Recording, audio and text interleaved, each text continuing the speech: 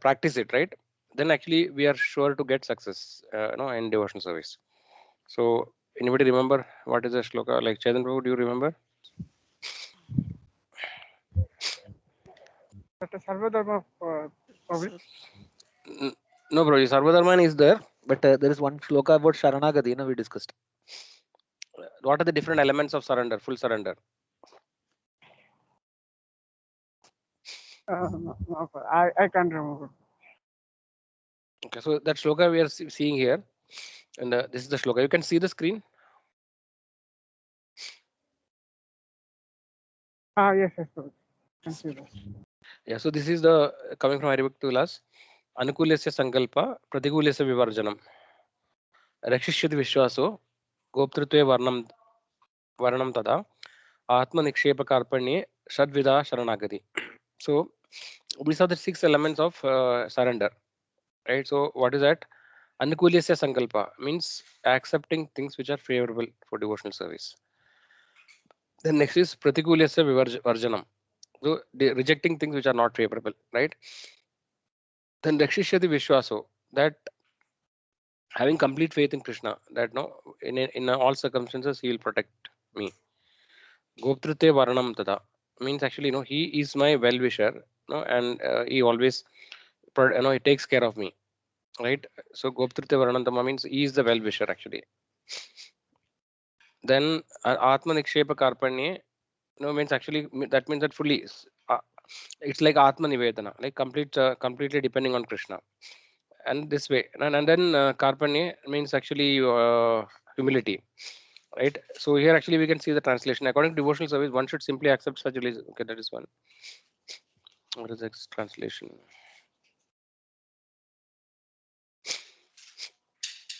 Yeah, one should be confident. So first is accepting things which are favorable, then rejecting things unfavorable. Then one should be confident that in all circumstances Krishna will protect him from all difficulties. That is Rakshishyati Vishwaso. There is no need of thinking how one should keep the body and soul together. Krishna will see to that. That is what actually, that complete faith actually on Krishna is that Rakshishyati Vishwaso. Then Goptrite Varnam means actually this part. One should always think himself helpless and should consider Krishna as the only basis of progress in life. Okay, so that is the next point. Then, as soon as one seriously engages himself in devotional service to the Lord in full Krishna consciousness, but once he becomes free from all contamination of material nature. There are different processes of religion. Okay, there is this thing.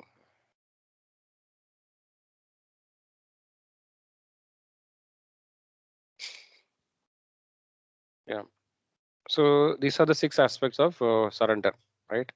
So basically, the most important thing is that having full faith in the Lord, right? And then the Lord will protect in all circumstances, and fully depending on the Krishna for whatever actually is coming in our life. Accepting is that the desire of the Lord. So these are the important things. So in the 6 aspects, the two first two sessions, like, or the next 2 sessions, we'll talk about the first part, anukulasya sankalpa, accepting things which are favorable, and the next 2 session is about rejecting things which are unfavorable. So in this, the first session we already covered anukulasya sankalpa. That was the last session we took, accepting things favorable for devotional service. So this shloka we discussed about from nectar of instruction, right? Utsaha nishayat dhairyat tattat karma pravartanat sangatyagat sadovrite shadbid bhakti prasiddhati. So there are 6 things which are favorable to devotional service. What are they? Somebody can read it. These 6 things. Hare Krishna Prabhuji. Yes, Mataji. Translation. There are 6 principles favorable to the execution of pure devotional service.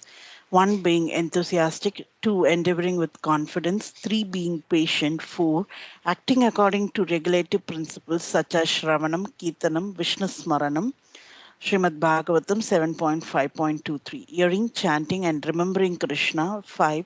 Abandoning the association of non devotees. And 6. Following the footsteps of previous acharyas. These 6 principles undoubtedly assure the complete success of pure devotional service. Hare Krishna, Prabhuji. Thank you, Mataji. So these are the 6 things which are favorable to. So actually, somehow 6 is a magic number. So earlier we saw that the 6 elements of surrender, right? That we saw already in the previous sloka. So now these are 6 things which are favorable to devotional service, right? So Utsaha, Nishchaya, Daira. So these are 3 things. Utsaha means enthusiastic. Nishchaya means like endeavoring with confidence. Or Nishchaya also means determination, right? So you can have determination when you have confidence or faith in the Lord. Dhairya means patience. So these are the first 3 things, right? Then Tattat Karma Pravartana, acting according to regulative principles. Okay, like the Shravanam, Kirtana, etc. So basically following the regulative principle. Then Sangatyaga. This is Sangatyaga means giving up the association of non-devotees. Sangatyaga, abandoning association of non-devotees, right? Satovritte. Then Satovritte means following in the footsteps of previous Acharya. So these are the 6 things. Okay, so last time we discussed, I think, the first couple of aspects, right? Today we will continue the discussion. Part 2. Again, the same shloka is coming. Maybe we'll read the shloka together and then we'll continue. Okay, you can please repeat after me. Utsaha Nishchaya Dhairyat Utsaha Nichaya Dhairyat Tattat Karma Pravartanat Tattat Karma Pravartanat Sangatyagat Satovritte Sangatyagat Sato Vritti Sadbir Bhakti Prasiddhyati. Shadbir Bhakti Prasedyati Utsaha Nishchaya Dhairyat Utsaha Nichaya Dhairyat Tattat Karma Pravartanat Tattat Karma Pravartanat Sangatyagat Satovritte Sangatyagat Sato Vritti Sadbir Bhakti Prasiddhyati. Shadbir Bhakti Prasedyati Utsaha Nishchaya Dhairyat Utsaha Nichaya Dhairyat Tattat Karma Pravartanat Tattat Karma Pravartanat Sangatyagat Satovritte Sangatyahat Sato Vritti Sadbir Bhakti Prasiddhyati. Shadbir Bhakti Prasedyati. Okay, so we'll start reading the translation part and then we'll discuss as usual. So devotees can read maybe 1 or 2 paragraphs each. Revati, you can start. Yes, Prabhuji. Should I start again with the first para, Prabhuji? Translation? I think maybe you can skip that because we already just read now. Okay, The Prabhuji. second paragraph onwards you can read, Mataji. Okay, Prabhuji. One should accept this opportunity to return home back to Godhead very enthusiastically. Without enthusiasm, one cannot be successful. Even in the material world, one has to be very enthusiastic in his particular field of activity in order to become successful. A student, businessman, artist, or anyone else who wants success in his line must be enthusiastic. Similarly, one has to be very enthusiastic in devotional service. Enthusiasm means action, but action for whom? The answer is that one should always act for Krishna. Krishnartha, Krishnartha Akila Cheshta, Prabhuji. Yes, Mataji. Ishta, Bhakti Rasamrita Sindhu. In all phases of life, one has to perform devotional activities under the direction of the spiritual master in order to attain perfection in Bhakti Yoga. It is not that one has to confine or narrow one's activity. Krishna is all pervading. Therefore, nothing is independent of Krishna, as Krishna himself states in Bhagavad Gita 9.4. Uh, Prabhuji, shall I continue? Just 1 second now, Mataji. Let me just check one thing. Okay, I think we're reading the wrong thing. So we are still in, I think we're supposed to read here. Part 2.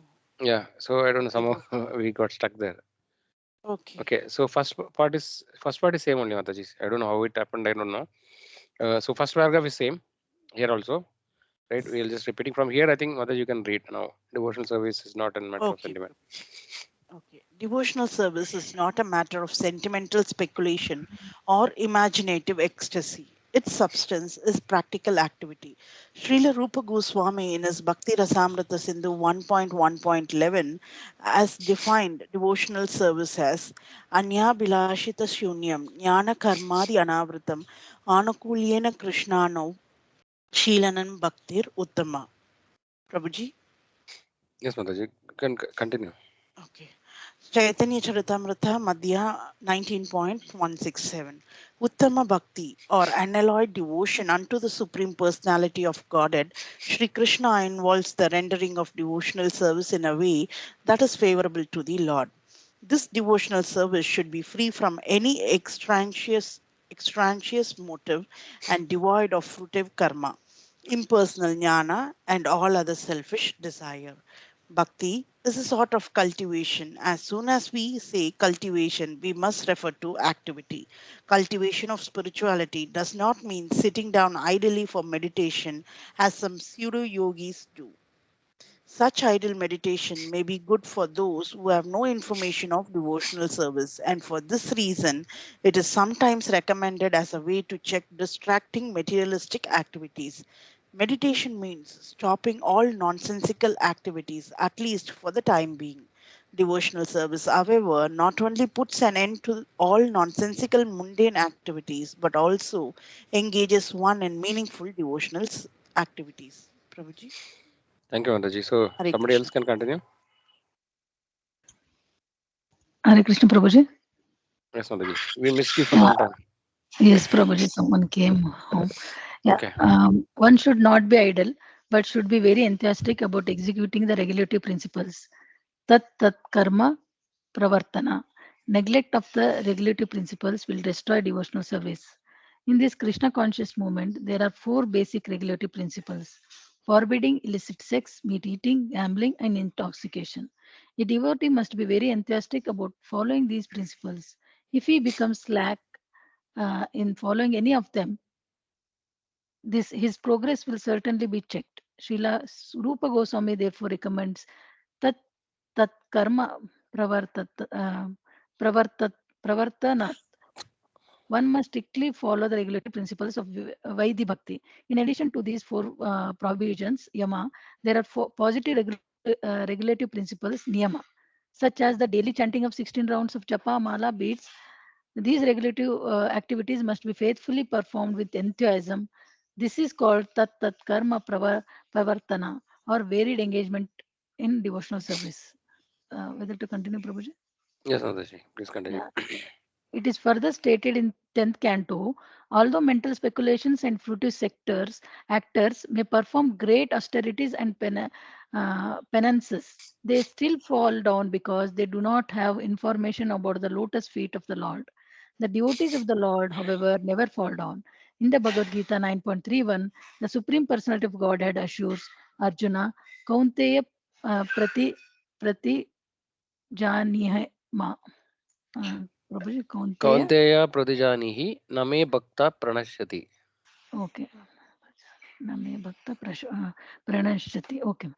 O son of Kunti, declare it bodily that my devotee never Only. perishes. Okay. O son of Kunti, declare it boldly that my devotee never perishes. Devotional service is so pure and perfect that once has begun it, one is forcibly dragged to ultimate success. Sometimes a person will give up his ordinary material engagements and out of sentiments take shelter of the lotus feet of Supreme Lord and thus begin the preliminary execution of devotional service. Even if such an immature devotional devotee falls down, there is no loss on on his part. On the other hand, what is the gain of one who executes the prescribed duties according to his varna and ashrama but does not take to devotional service? Although a fallen devotee may take his next birth in a low family, his devotional service will nonetheless resume from where it left off. Devotional service is ahut, uh, ahutik, Ahaituki ahaituki apradihata. ahutiki aprahiyata. It is not the effect of any mundane cause, nor can it be terminated by any mundane cause, or permanently curtailed by any material interruptions. Therefore, A devotee should be confident about his engagement and should not be very interested in the activities of the karmis, jnanis, and yogis. There are certainly many good qualities among fruitive actors, philosophical speculators, and mystic yogis, but all good qualities automatically develop in the character of a devotee. No extraneous endeavor is needed. As confirmed by Srimad Bhagavatam 5.18.12, all good qualities of the demigod progressively become manifest in one who has developed pure devotional service. Because a devotee is not interested in any material activity, he does not become materially contaminated. He is immediately situated on the platform of transcendental life. However, one who engages in mundane activity, be he a so-called gnani, yogi, karmi, philanthropist or nationalist or whatever, cannot attain the higher stage of Mahatma. He remains a Duratma or cripple-minded person. Since all the duties of the Lord are under the protection of His supreme potency, they should not deviate from the path of devotional service and take to the path of the karmi, gnani, and yogi. This is called Utsahan Nishchayad Dharyat Tat Tat Dhairyat. Karma Dhairyat Tat Tat Karma Pravartanat. Enthusiastically executing the regulatory activities of devotional service with patience and confidence. In this way, one can advance in devotional service without hindrance. Hare Krishna Prabhuji. Thank you, Mataji. So this is enthusiastically. Enthusiastic. Okay.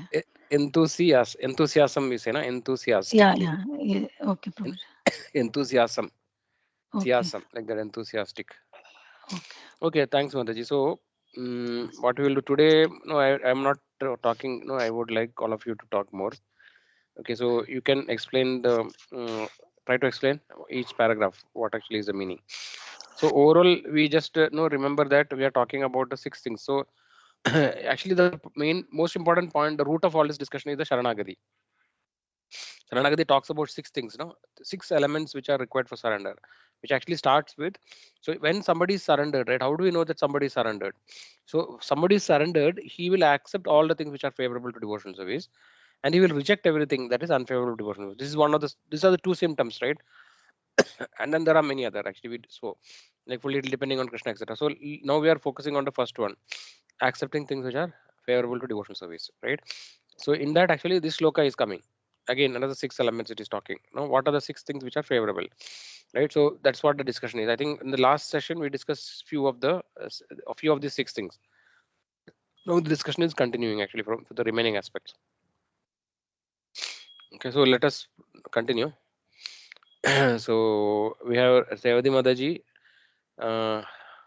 Chetan Prabhu, and Nivedha Mataji. So you devotees, 3 of you can cover the topic. I will just add points actually whenever it's required. So anybody would leave early today? Hare Krishna Prabhuji. 5:30. I might leave for 6 o'clock. The Damodar program is there, Prabhuji. So you can attend till 5:45, no? Half an hour is Yes. not. Yes, Prabhuji. Okay, Chetan Prabhu, Yes, Prabhuji. what time will you want to Around leave? 5:30. Around 5:30, Prabhuji. You have Bhakti Viksha? Kannada Bhakti Viksha? No, no, Prabhuji, not Bhakti Vishra, Bhagavad Gita. Who is taking? Aprajiti Prabhu. Prabhu, I think won't be there today. He's Oh, traveling okay, actually. okay. But no, somebody else will take. I think Prabhavati Mataji or somebody. It's a Kannada program, right? Yes, Mother. Yes, Prabhuji. Yes. Yeah. So today I think Prabhavati Mataji is taking. I think I don't know exactly, but Avaraj Prabhu is on the yatra. Anyway, so maybe Chetan Prabhu, you can start first then before you leave. So maybe can you explain? No, the first paragraph not required. From here on, the devotional service definition is there, no? So that maybe these 2 paragraphs can you explain, Prabhu? From Prabhuji, I can't able to see the screen. Which chapter, Prabhuji? It is I'll read it actually. current. I'll read it once, Prabhu. You can just hear. Okay, so this is about the definition of bhakti, right? This sloka. It is telling, Prabhupada is saying, devotional service is not a matter of sentimental speculation or imaginative ecstasy. Its substance is practical activity. Okay, then it's talking about Bhakti Rasamrita. This sloka is there, na? Anyabhilashida shunyam, Nana Karmadhyanavritam, Anukuliyana Krishnana Shilanam, Bhakti Ratama. So This is the definition of pure devotional service. Okay, and then it is talking. I'll read a paragraph. Uttama bhakti or unadulterated devotion service unto Supreme Personality of Godhead, Sri Krishna, involves rendering of devotional service in a way that is favorable to the Lord. This devotional service should be free from any extraneous motive and devoid of fruitive karma, impersonal jnana, and all other selfish desires. So maybe this much you can explain, Prabhu. Okay, okay, okay. Okay. Prabhuji, it is 50, which chapter, Prabhuji? I still not getting This is that. nectar of instruction, Prabhu. Nectar of instruction. Nectar of instruction. Okay, You are okay. having you are looking online, or how is it? Yes, Prabhuji, that you shared the PDF, Prabhuji. That I was searching. That you're searching. Okay. Okay, okay. In that, actually the lesson number is 62, I think. No, sorry, 68, I think. 68. 68, Prabhuji. Okay, okay. Yes, Prabhuji. So devotional service. There's a Prabhuji, from the, yeah. have till this, Prabhuji, till 59, not 68. Can you share again, Prabhuji, that PDF? It is there. You can scroll down. I think no, some mistake is there in that. If you scroll further, no, it will get, I guess. I shared the entire thing, actually, this full document. So I think it is page number 25. I think 25. Page number 35. 25 in the sense, actually, it is showing page number 92 in the PDF. But actually, if you search in the PDF, no, control, what is that? Control G. Yeah? How do you find a page? No. Go to page option is there. There you can search for 25. Page number 25. Page number 25. Yes, Prabhuji. Page number 25. I went there. Okay, okay. Yes, Prabhuji. I think What is ID? it is there. It is 53 Viha 7 Japa workshop. In page number 25, you're getting that, huh? Yes, Prabhuji. Okay, I think I don't have that. Okay, can you It is you can Guru you can Ashraya. go Veda base? You can go Veda base. Elizabeth. Okay. In Veda base, if you go to all books, then you will get nectar Yes, of Prabhuji. instruction. Nectar of instruction. You will get a nectar of instruction.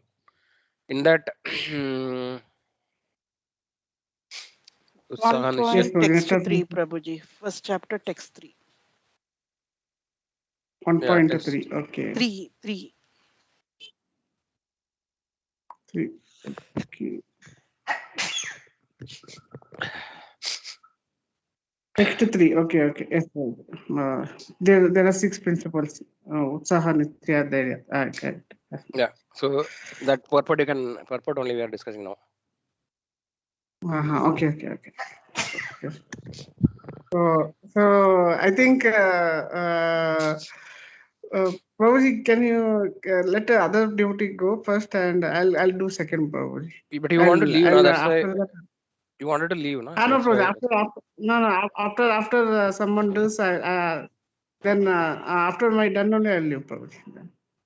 Okay, Prabhuji, fine. So and anybody else can do. So who want to do? Krishna. Prabhuji, is this whatever you were telling, right? Being the 6 principles favorable for execution of devotional service. Is that one you mean, Prabhuji? No, Adaji. So this paragraph onwards Okay. you can explain. Devotional service, devotion of Shuddha Bhakti, no? Pure. This is the definition of pure devotional service. This particular shloka. Maybe whatever selected portion, you can see the screen, Mataji. Yes, Prabhuji. This part you can explain actually what is selected. Okay.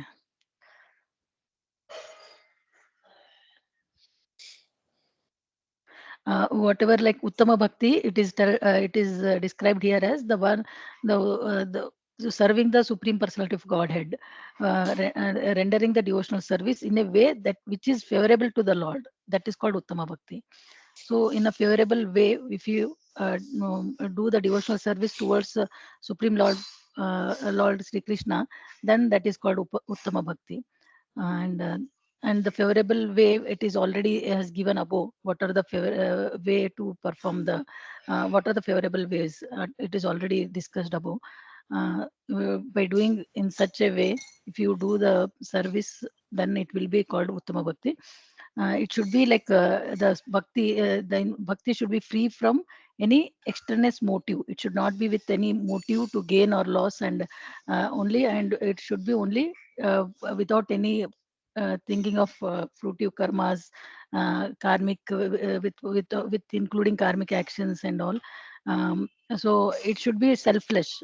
So without any desire, only to serve Lord and to achieve lotus feet of Lord Krishna, because we know we are the souls servants of Lord Krishna, and our eternal we are the only so we should think like that. And if you serve, and because it is our position is only as a servant, we are the servant of Lord Krishna, part and parcel of him. There we soul will be it will be only like um, um, get pleasure only in serving Lord Krishna, and without any desires, without any motivation, without any hankering for any karmic material gains and all. If you do, then it is called Uttama Bhakti. And it is like in the next paragraph, it is described as it is sort of cultivation, means how we grow the seed. By that, like that, we should also start growing our bhakti. How like we should cultivate, means what is the process we follow for cultivating any crops and all, step by step, and take care nicely without any without using the weeds and all should be taken care. Weeds are all materialistic this one desires or uh, uh, those things we should take care. And nicely, if you cultivate our bhakti lata, if you progress it, we should um, so we so here it is mentioned that cultivation means this does not mean sitting down ideally for meditation, as some pseudo yogis teach. Means it is not like we should leave and go to somewhere in a forest and do chanting. That is not that is not the way of cultivation. Here it is mentioned that uh,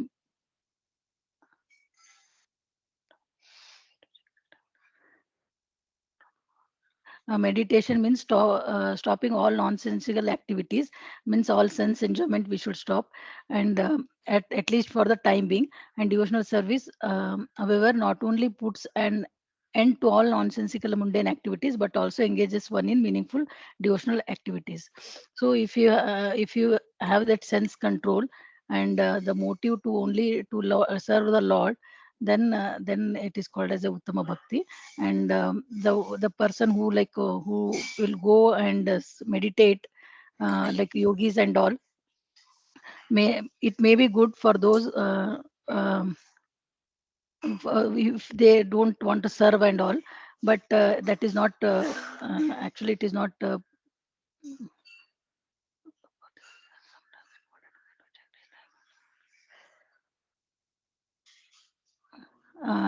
yes, Prabhuji.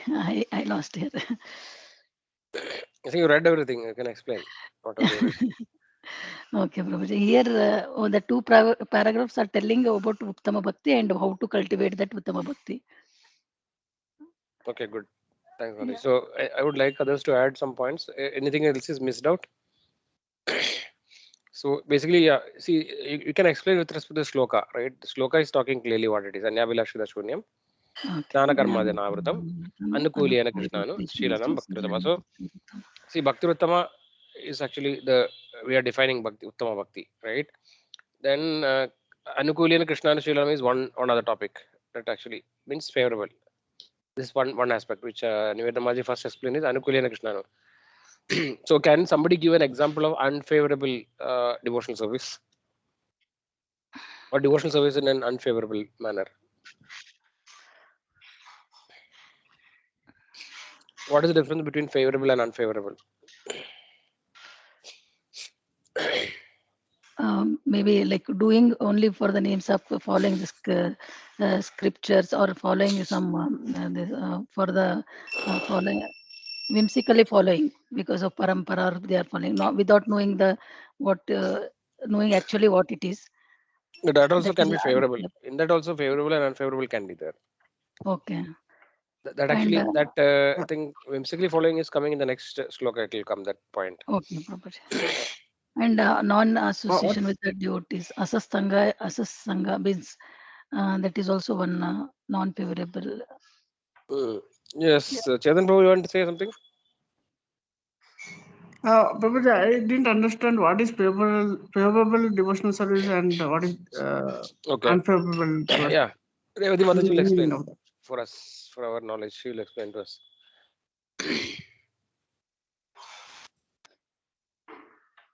Revati Mataji is there in the call, no? Revati Mataji, do you know what is favorable and unfavorable devotional service?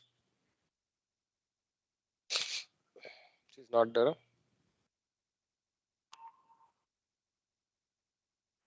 Sorry, I Prabhuji. think Hare Krishna. You're muted, huh?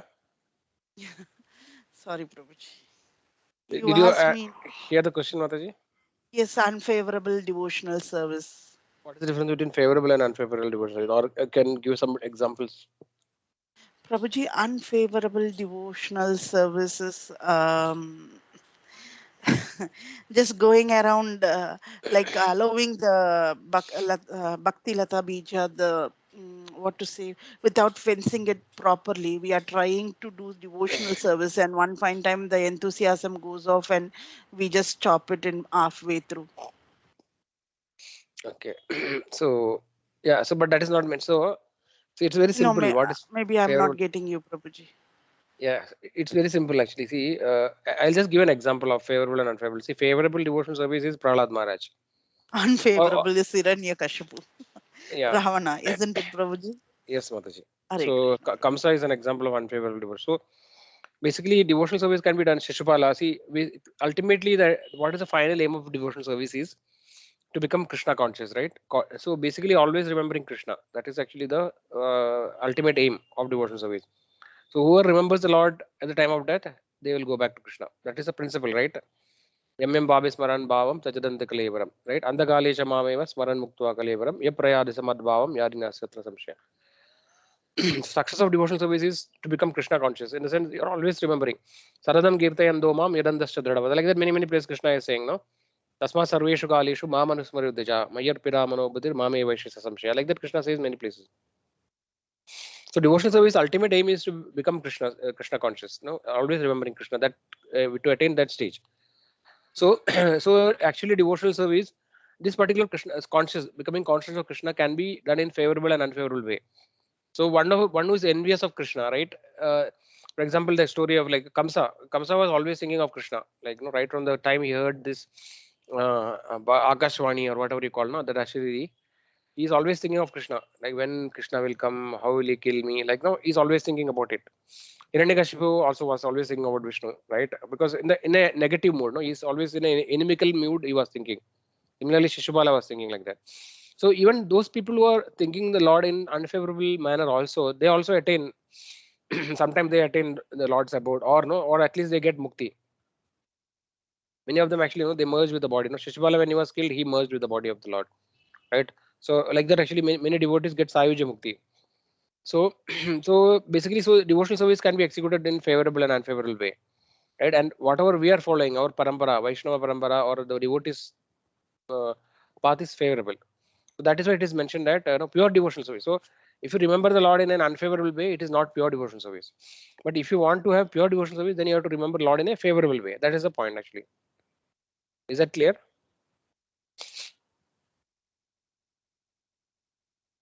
Yeah, Prabhuji, I thought like favorable way means doing enthusiastically, like chanting and all, following the regulatory principles, uh, and That is definitely favorable. But services. yeah, but that everything is favorable only. That way they are all favorable. It is not that is Mm, unfavorable. yeah, Unfavorable non, devotional service we don't do actually. So everything that we are following is favorable devotional service. So yeah, anything that we read in our book, right? Any of the books you take, all the positive yes, things are favorable devotional service. You will not find an unfavorable devotional service or the process given. Yes. How to yes. execute unfavorable devotional service. That Prabhupada or our acharyas will not talk. Yeah. But you have to just for understanding, or it's emphasize that pure devotional service means favorable devotional service. Mm-hmm. Is that clear, So Chetan Prabhu? unfavorable. Yeah. Sorry. Yes, Mataji. Basically, unfavorable means like in a negative way. Also remembering Krishna. Yes. Like how Kamsa has done. Okay. Yes, Kamsa, Another. Hiranyakashipu, Shishpal, they are all examples. Yes. Yes. Prabhuji. Okay. Okay. Is it clear, Chetan Prabhu? Yes, Prabhuji. Yes, Prabhuji. I'm clear with. Okay. so that is the point actually, that's what. So then first part is Anya Abhilasha Shunya, mean there is no other desire. Anya Abhilasha, no other Abhilasha, only one Abhilasha. What is that? To serve the Lord, right? So Anya Abhilasha Shunyam, no other zero. No other Abhilasha, no other motives, no other, many people do devotion for material gains, right? If you're doing, that is a fruitive activity, right? Nana karma anavrutam, right? So Nana karmadi. Adi means etc., right? So he's not basically, Rupa Goswami is not telling everything. He's saying Tana karma, etc.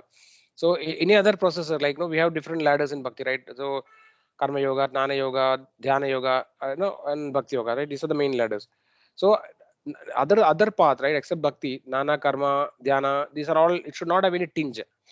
Because initially when somebody execute devotion service, its devotion service will be not pure. Maybe he will start as a nani, he already will be nani. Basically he's trying to learn knowledge, by his own, he doesn't have any love for Lord. He's interested in the learning process. He want to know everything, right? So some people are like that. So such a people, they may do devotional service, but it is called Jnana Mishra Bhakti. It is not pure devotional service.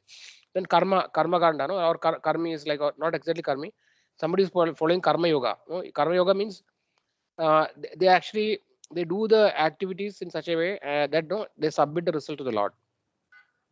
So unless and until any activity is connected to Krishna, it is not called yoga. So Jnana yoga means it has to have connection to Krishna. Similarly, karma yoga, somebody who is just doing karmic activities, he is a karmi, he is a karma kandi, he is not a karma yogi. Karma yogi is one who completely dedicates activities to the Lord. But that person also has some attraction to doing fruitive activities, right? So that is also not pure. It is called karma mishra bhakti, right? Similarly, dhyana, somebody yogis, etc., they also are attached to meditation. They want to do meditation. They are not having love for Lord actually. So that is also not pure devotion service. Only pure devotion service is completely Hayiduki Apratigada. It is mentioned somewhere later, right? It's costless, and then there is no other reason actually, and it is continuously executed. So it doesn't have any tinge of jnana, karma, or dhyana, other processes. So that is only pure devotion service. That's what actually. So these are the elements of pure devotion service. When it's Anya Abhilashita Shunyam, there is no other ulterior motive, no other desire. Then it doesn't have any tinge of jnana, karma, or any other processes, and it is executed favorably, right? So this is what Uttama Bhakti is. Prabhuji, one more thing is that is this in Karma Yoga, Jnana Yoga, there is no loving devotional service to the Lord. Is that mean It'll or have, only in the Bhakti Yoga? yeah, in pure devotion. So it is not pure devotion actually, Prabhu. It may have, you may have some tinge of love actually. So that is why it's called Mishra Bhakti. Na Mishra means it's a mixture. It is not pure. See, what is a pure water means there will be nothing in that water, right? No other element, no other elements will be there. Like nothing else actually. For example, there is no, I don't know, lead, arsenic. Many things can be mixed with water, right? Pure water will not contain anything. That is pure devotion service. It doesn't have anything else. And other things are Mishra Bhakti. So if you add sugar to water, it will become sweet. If you add salt to water, it becomes salty, or whatever, anything is mixed with water, it is called Mishra. It's mixture. So other yoga, other paths will have some mixture of both actually. It will not be pure. It is not unadulterated. No, adulterated. Sorry, it is unadulterated, and the other one is little adulterated. Something is mixed in that. So not that other process will not have any what you call devotion or any love. There may be an element of love. So maybe it could happen like this, that somebody who said Nani, he may start with more of the Nana aspect actually and very less of love for Krishna. But as association of devotees, gradually is that Nana element, that mixture and contamination, that aspect will reduce. Pure. Only devotional service will be remaining. Similarly for other processes also. When they start, the other aspects may be more. And if they're favored by devotees, then gradually, all this contamination will be gone, and then it will be pure without any other mixture. Like that. Is that okay, bro? Okay, bro.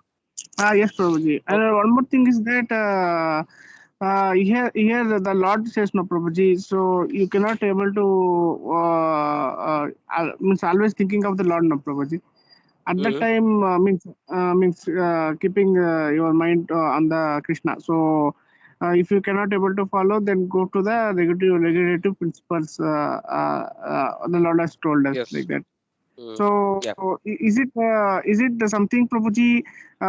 This fixing all to the mind, it is also comes under Karma Yoga also, in Jnana Yoga also, and in Bhakti Yoga also, no, Prabhuji. So how to understand that this Bhakti Yoga is better than this one, Prabhuji? Same.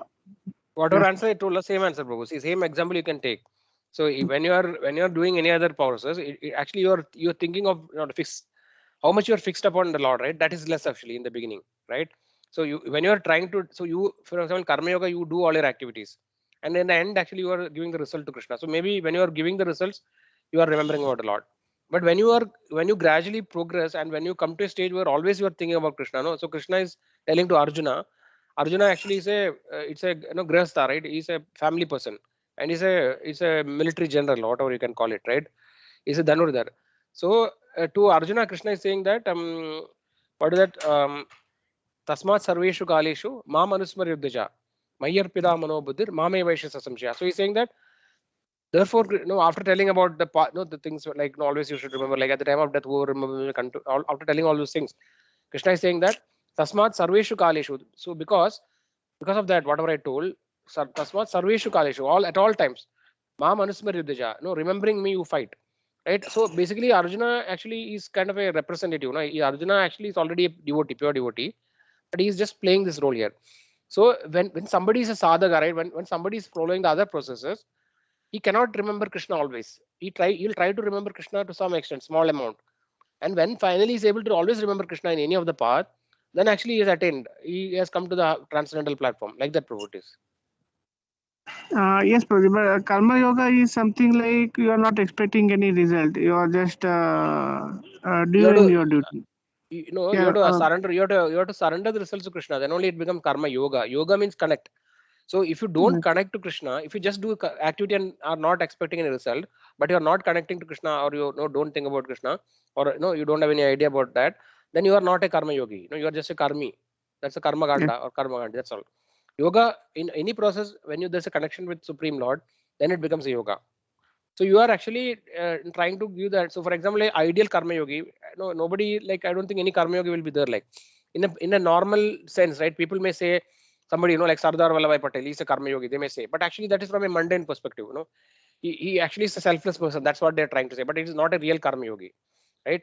So the point is that no, any yoga, like any of these processes, there is a connection to Krishna. But that connection and the time, how much time or how much percentage of the time you are Krishna conscious or remembering the Lord, actually is very less. But a pure devotee, he will not think anything else. He'll finally come to a stage where every time he is able to see the Lord, or always, you know, he's thinking about the Lord. That is a pure devotional service, bro. Okay, Prabhuji. But who is following Karma Yoga or Dhyana Yoga, they can also go to award, no, Prabhuji. Means In that, to only by the. following Karma Yoga, nobody can go, Prabhu. Ultimately, without coming to the Bhakti platform, you know, it is not possible. That's what actually the Bhagavad Gita we are understanding, right? So Bhagavad Gita is a progressive knowledge, right? It is talking about different processes. But actually, Krishna is saying that Bhakti amam abhijanadi, yava nishchasmi tatoda, tado mam tatnudot nata, vishadedanandaram. Vishadedanandaram means finally you come back to me, right? So Bhakti amam abhijanadi, only by devotional service can I be understood. Krishna is saying that. Like that, many places Krishna is, is establishing the superiority of Bhakti. And if you go to Srimad Bhagavatam, it's only talking about Bhakti actually. It's not talking about other activities. So Bhakti, so it's like a ladder, bro. That's why we always say, na, yoga ladder, we call it, right? Ladder means there is a gradation. It is not that no everything is the same level. So first level is karma yoga, then actually comes dana yoga, then actually comes dhyana yoga, and then comes bhakti yoga. Without coming to bhakti, no, it's just like no, like there's a huge building, like there's a skyscraper, right? And then there's a helicopter which can take you to somewhere else, actually, some to higher abode. So unless and until you reach the terrace, no, there is no way that you can go out actually, right? You have to come to terrace somehow. So like that, without coming to directly by doing only by doing karma yoga, you cannot attain the spiritual abode of the Lord, or by doing dana, or even by dhyana. So what you can achieve by doing pure dhyana yoga is superior to jnana yoga, right? And it's superior to karma yoga. So dhyana yoga is just before bhakti yoga. So even by doing dhyana yoga, if you don't develop pure devotional service, the best you can just become liberated actually. You can go, no, you can merge with the impersonal Brahman. That's all you can achieve. Or you can go to higher planet like Maharloka, Janaloka. These kind of planets you can achieve by becoming a successful yogi. But it's very difficult to go to spiritual world actually just by doing, just by doing without, see, unless and until you develop love for Lord, you cannot enter the spiritual world. That's the point actually.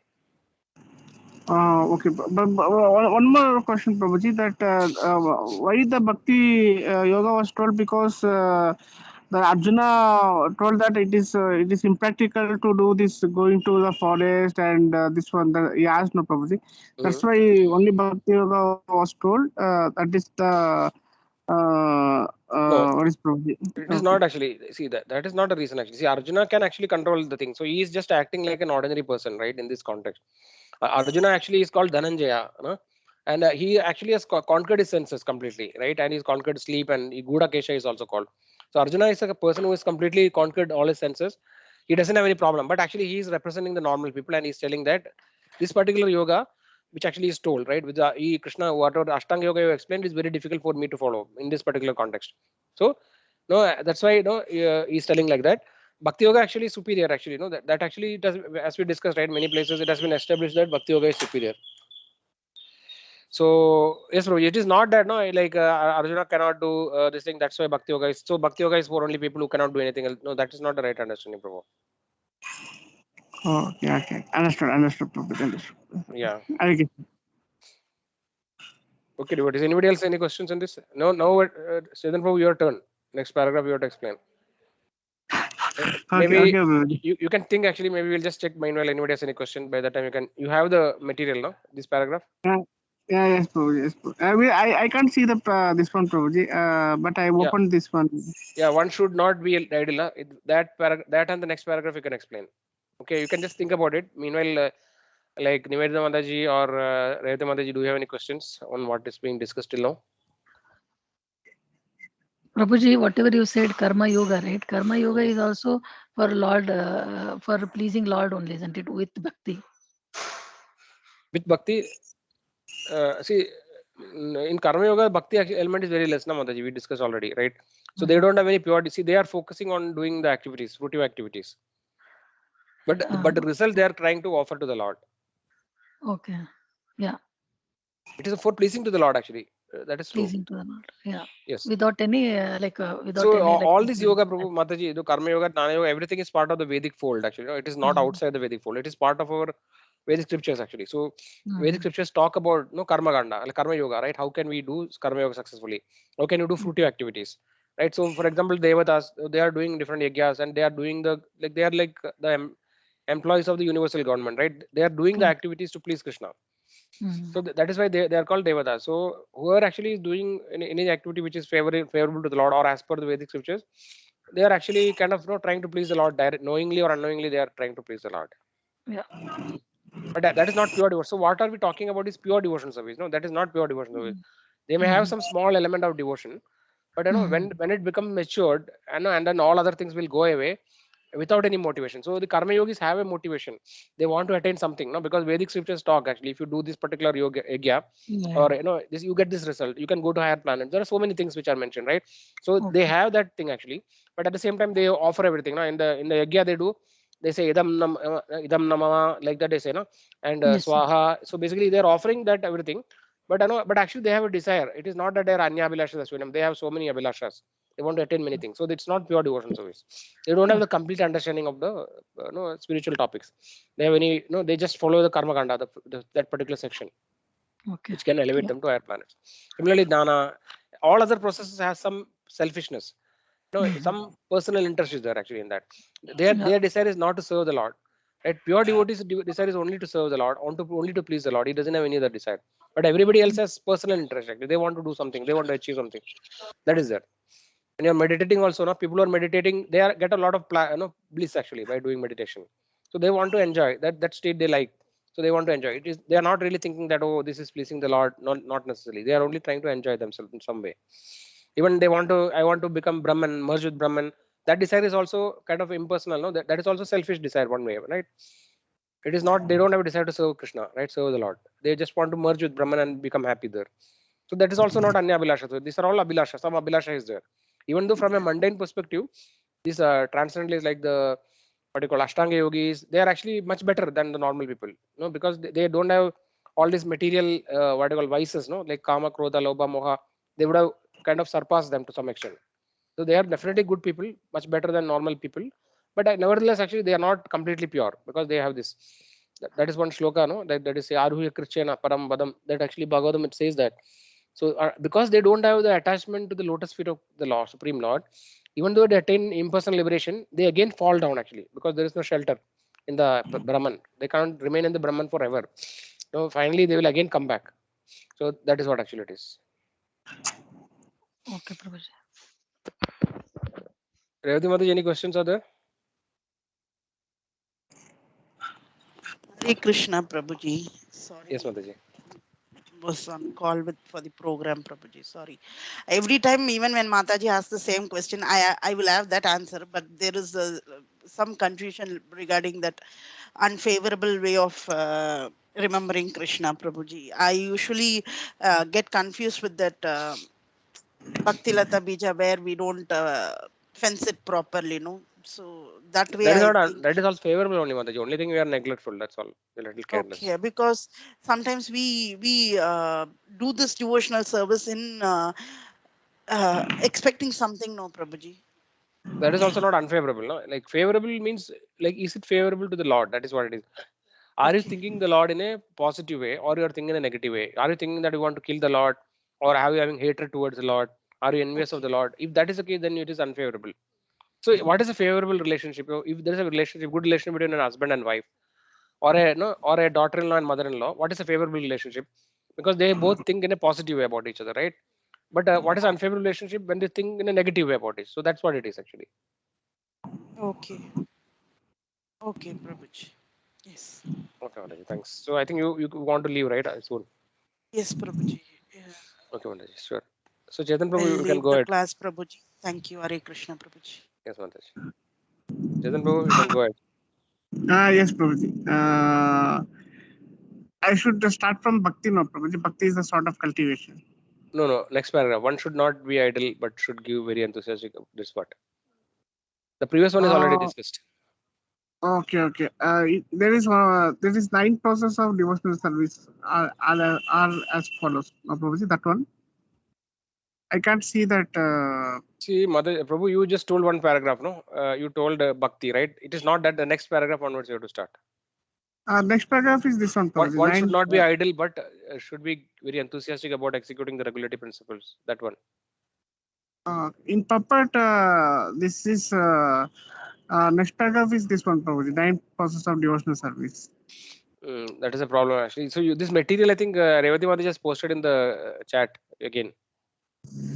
Okay. Yes, Prabhuji. One second, Prabhuji. I will open it. If you want, I can read it and then you can explain also if you want.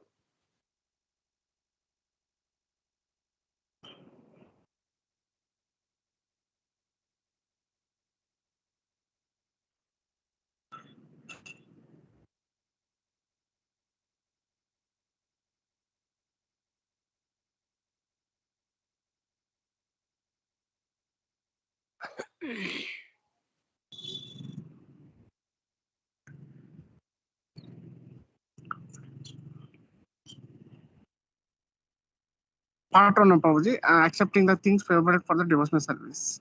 Part 2. Okay. One should not be idle, but should be Yes. very okay. So, yes, Prabhuji. So, what I understand from here is that You can read it for once and then you can explain because otherwise you may miss something fully. yes, one should not be idle, but should be very enthusiastic about executing the negative principle. Tat karma pavatana. Neglect of the regulative principles will destroy devotional service. In this Krishna consciousness movement, there are 4 basic regulative principles: forbidding illicit sex, meat eating, gambling, and intoxications. A devotee must be very enthusiastic about following these principles. If he becomes slack in following any of them, his progress will certainly be checked. Srila Prabhupada Goswami therefore recommends that karma pavartana. One should strictly follow the regulative principles of Vedic Bhakti. In addition to these four prohibitions, yama, there are positive regulative principles, niyama, such as the daily chanting of 16 rounds on Japamala beads. These regulative activities must be faithfully performed with enthusiasm.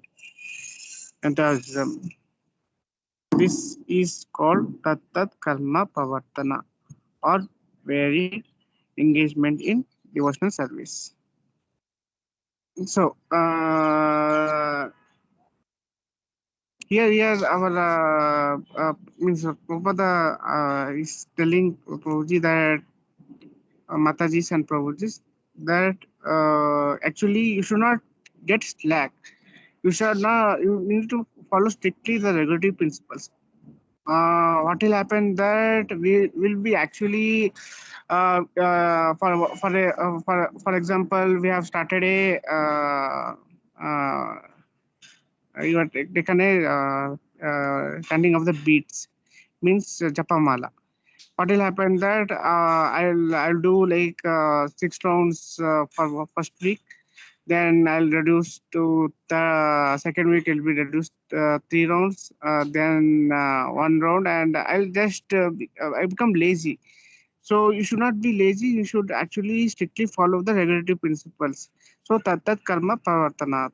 So never neglect the regulative principles. It will divorce. It will slowly destroy the devotional service. So this is actually in the material world it is very difficult. So our acharyas has followed this.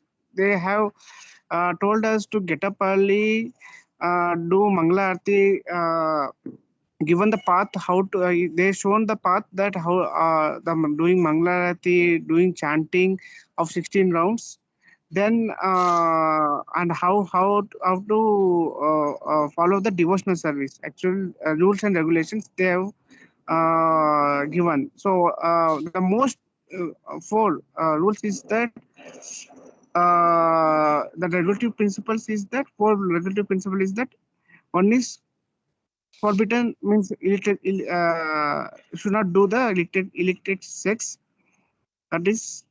Then second is the meat eating, third is the gambling, and fourth is the intoxication. So that is the more principle. This is what our acharyas told. This is you should not do it. This is Yamaha. This is Yamaha. This is prohibited thing.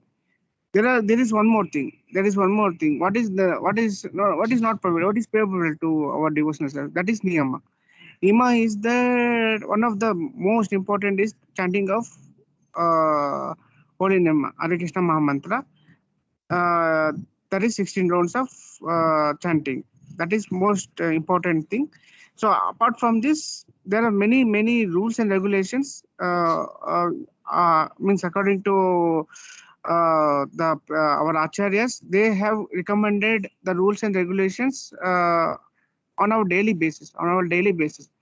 So we need to keep on increasing slowly. You should not actually degrade it. Never go degrade the regulations what we are following, right? You should not this one. So there's be no slack. Should not be any slack.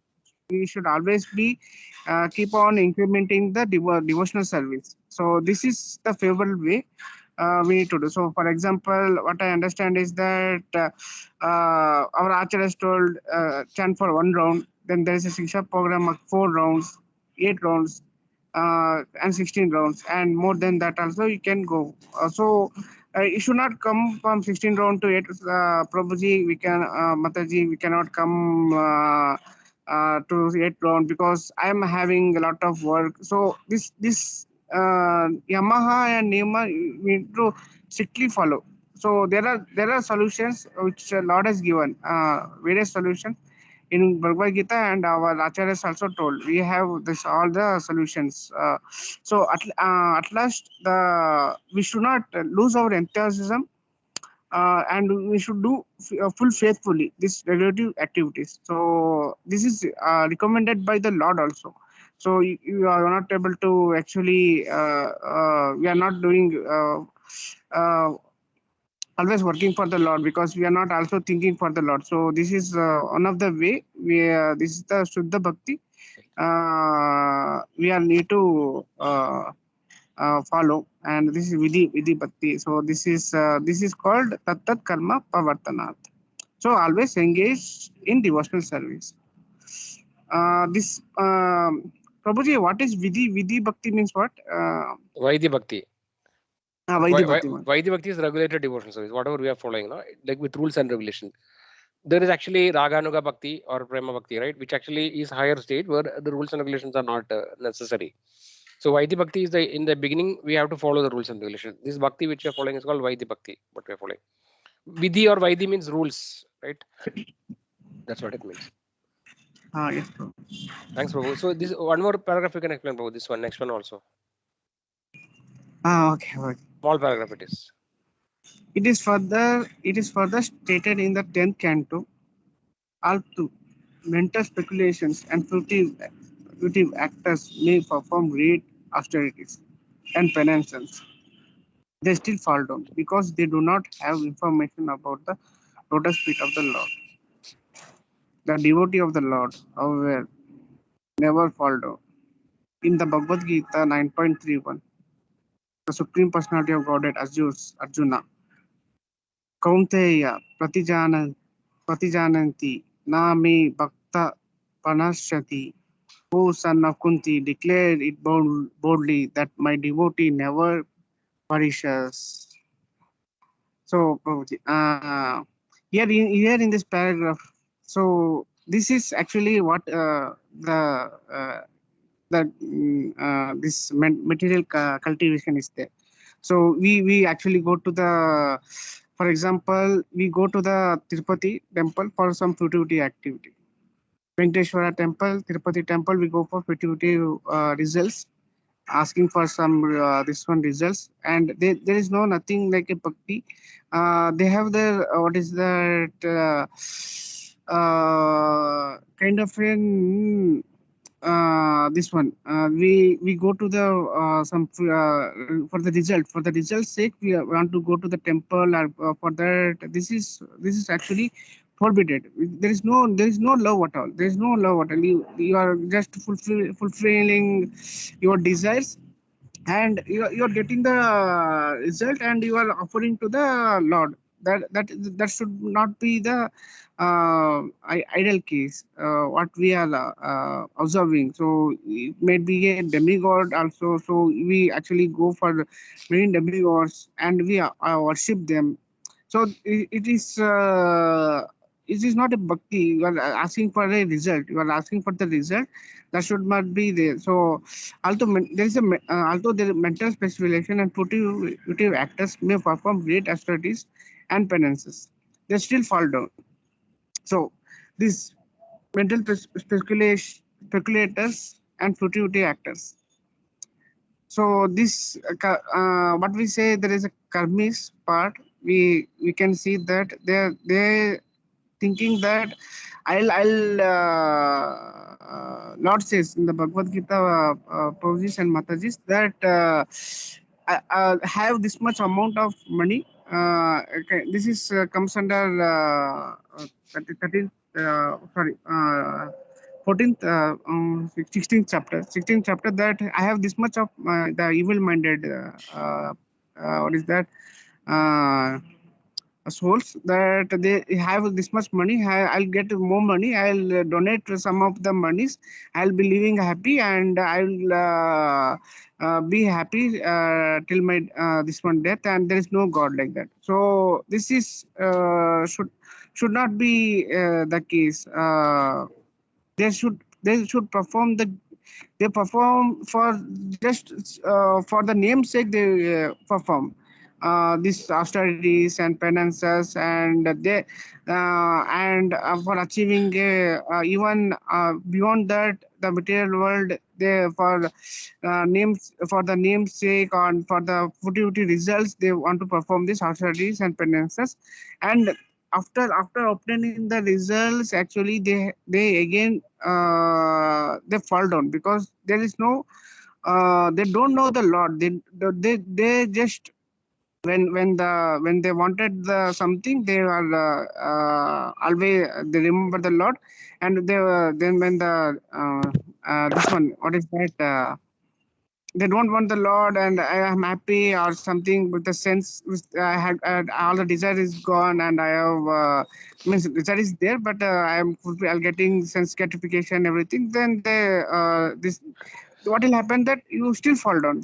This still is something like you still fall down it. So that the devotee Lord, however, never fall down. Then you are, when you do the this one fruitive, means non-fruitivity activities, something you always you are devotee to the Lord. You are always with the Lord, means always remember the Lord, and always you don't want to this one. You are a pure devotee of the Lord. Then you never you never going to fall down. You never going to punish. This is the Lord giving a promise to us, that that the declaring, the Lord is declaring that my devotee never flourishes. So you should become a devotee. At least you should become a devotee. Uh, that this is you never get the fall down. So my experience, like Babaji and Mataji's, that we see many outside things. We are not living in actually kind of a devotee environment or something. Like we go out, and actually we actually don't see that there are something like poor people, fall down people. So at least we actually tell them about the Lord, because when we say to the Lord, they are also become devotees. We should teach them. You should tell them that Lord is also gives intelligence, or give us spark that how to come to Him. But we need to try them. There'll be no thing that there is no nothing counted as impossible. We need to actually please them that this is that. Then we actually what will happen, that we'll be we will try to give the what is that, to the mental speculation, or who is doing futility actors, like a faltu vairagya, even they do for them also. We can tell that person that we can bring to the Krishna consciousness. Then this they understand that Lord is there, and we can actually go back to the Godhead. So this is our assurance. If you go, if you do, if there is no loss, if you because this is assurance the Lord is also giving, that my devotee never furnishes. If you listen to the Lord and acharyas, that you go and please nothing, you're not losing anything. You're not losing anything. You give something to the non devotees. You are calling to Krishna consciousness to the non-devotees also. You are not losing, because you Lord is promising you that you will not whatever happens, whatever anything happens, you are never going to furnishes. You're never going to destroy it. You will never be destroyed at all in this world, or any world. Uh, in this means material world, or any world, spiritual world, you will not be get destroyed. So no, there is no even this ultimately you not no need to be feared at all. You don't need to be feared. Any case, you don't need to be feared that this will happen. What to do? Prabhuji, Mataji, what will happen like this? Nothing will happen because Lord is there. Lord is there to take care of us. Okay. Hare Krishna. Okay, Prabhuji. Thank you very much, Prabhuji, Chidan Prabhu. So actually, see this. There is some reference, no? So this sloka we can also read. Uh, so Nivedana Mataji, would you want to read, or I'll read actually. So this is Srimad Bhagavatam, 10th canto, second chapter, 32nd sloka. Okay, so ye anya aravindaksha vimuktamaninas Dvaya asta bhavad avishuddha buddhaya aruhya krichena param padam tada padandiyado anadrida yusman angreya. So what this sloka is very famous sloka. What is the translation we can see? The actual translation start from here. O lotus-eyed Lord, although non-devotees who accept severe austerities and penance to achieve the highest position may think themselves liberated, their intelligence is impure. They fall down from their position of imagined superiority because they have no regard for your lotus feet. So this is actually exactly the point actually which actually is mentioned in the topic which we have discussed. So unless and until you may follow other paths, right, and you may do great austerities, but and then no, they may think that they are liberated actually, but because they don't have attraction to the lotus feet of the Lord, they actually their position is not permanent. So actually, Prabhupada is giving some side notes. Someone may say that aside from devotees who always seek shelter of the lotus feet of the Lord, there are those who are not devotees but who are accepted different process for attaining salvation. What happens to them? In answer to this question, Lord Brahma, another demigod said. So this is what actually this question people may have, right? So this is also again reiterating the importance actually of the devotion service. So other parts you cannot have a permanent this thing position because they ultimately again fall down to the material pool. Okay, so let's come back. Okay, so anybody has any questions until now?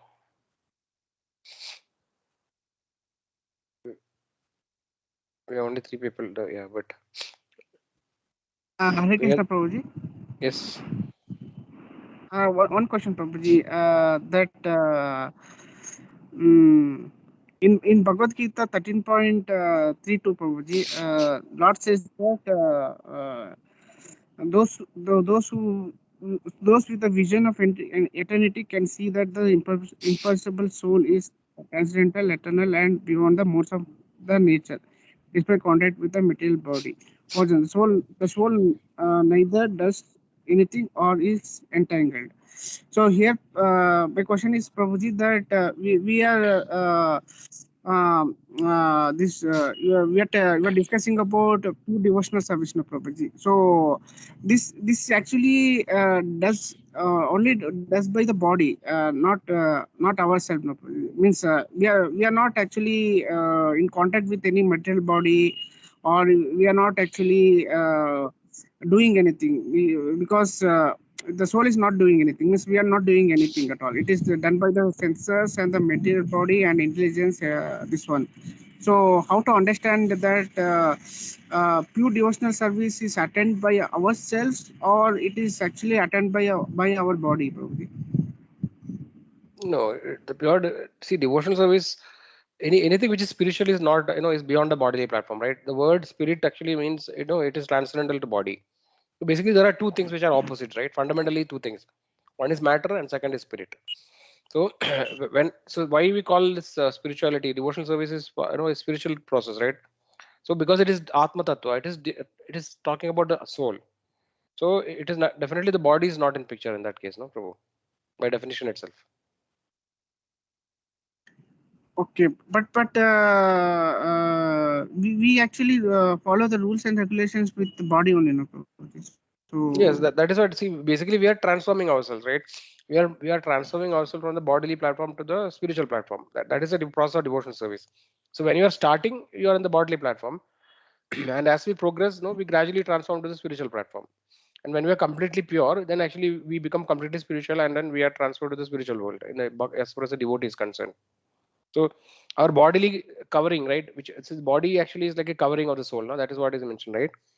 What is that? Vasansa jirnani yada vihaya navani grinari naroparani. Just like a dress actually that we know. The body is like a dress. And also it is mentioned that Ishvara Sarva Bhudanam Hridesha Arjuna Tishtari Brahmayan Sarva Bhudani Yandra Rudani Maya.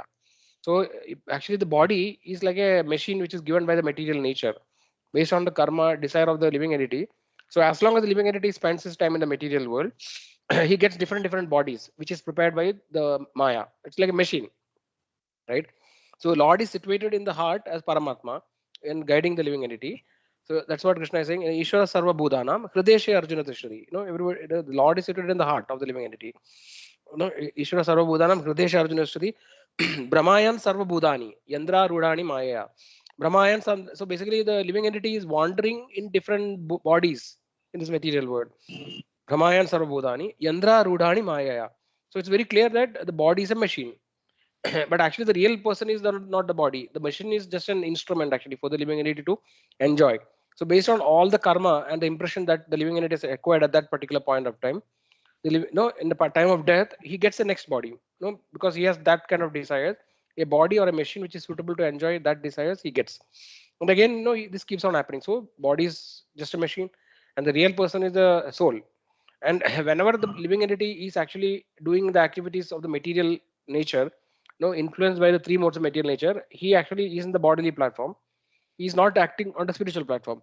But whenever a living entity does any devotional activity, because the devotional activity is spiritual, because Supreme Lord is spiritual. The Lord is not matter; He is the Supreme Spirit.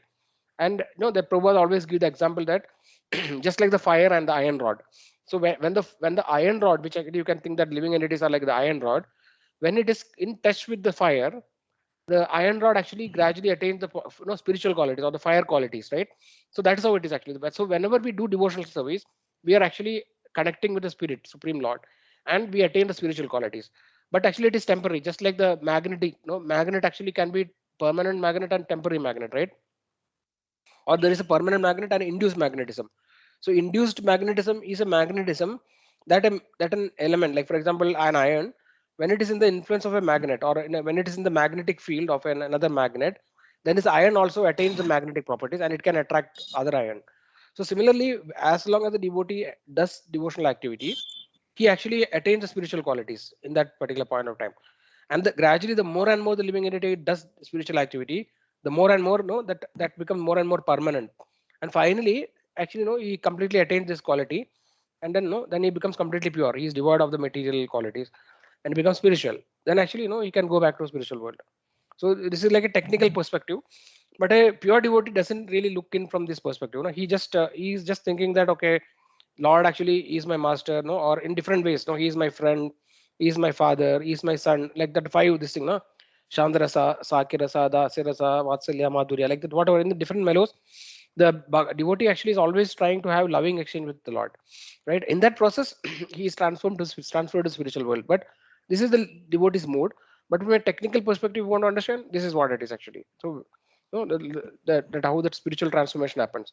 So, though actually so unless until we are in the transcendental platform, when coming elevated to that platform, our activities are on the bodily platform. So we start on the bodily platform. Actually, we may do rules and regulations.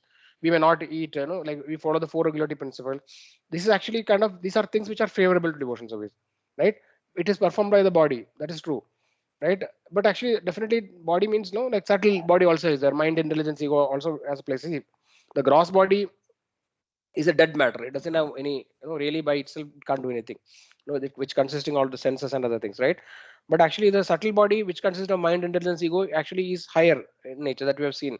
Right? That actually is doing the various activities of the living entity. Really, if you really know, because mind actually is the leader of all the senses, and mind actually is the one who really enjoys and like I mean to say the mind is a medium by which the living entity actually enjoys the things, right? That example of the rope which is controlling the horse, right? So mind is actually the medium, and the senses are only kind of input and output. No, like it actually takes various stimuli from the surroundings, right? Whatever it is. So that's what it is, Prabhu. So though we do initially we are in the bodily platform, we have to do activities with the body, but gradually because we are doing spiritual activity, we are elevated to the spiritual platform.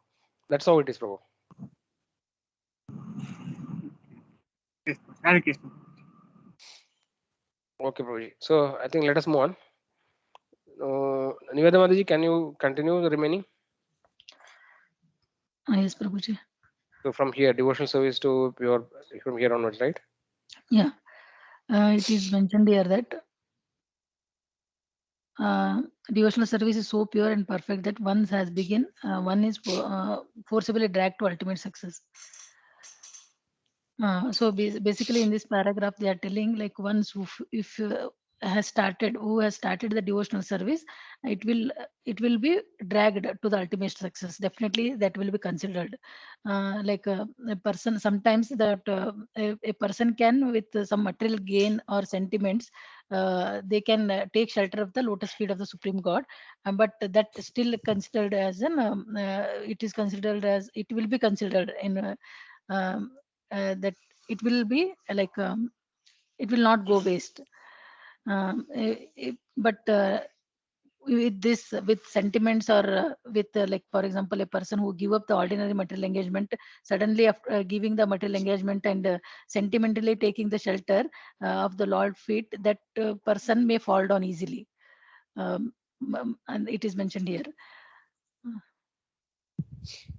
Yeah, Mataji. So what actually? So what Prabhupada is saying is that okay, so somehow or other, no, they say that yena kena prakarena. So it doesn't matter how you came, but whatever be the reason, however you came, once the devotional service is started, right? Then actually somehow or other, no, he will be somehow or other he'll be able to continue it. Actually, he will never lose it, right? Yeah. Though it may take more time based on how much ever he endeavors, how much association he gets, but nevertheless, right? Somehow or other, somebody start devotional service. It's just a matter of time, no, that actually he attains success. No, it may take Yes. sooner or later. That's what the first point is. And second Yeah. point, Prabhupada is saying that even if somebody takes by sentiment also, right? Still Yeah. there is no much loss actually.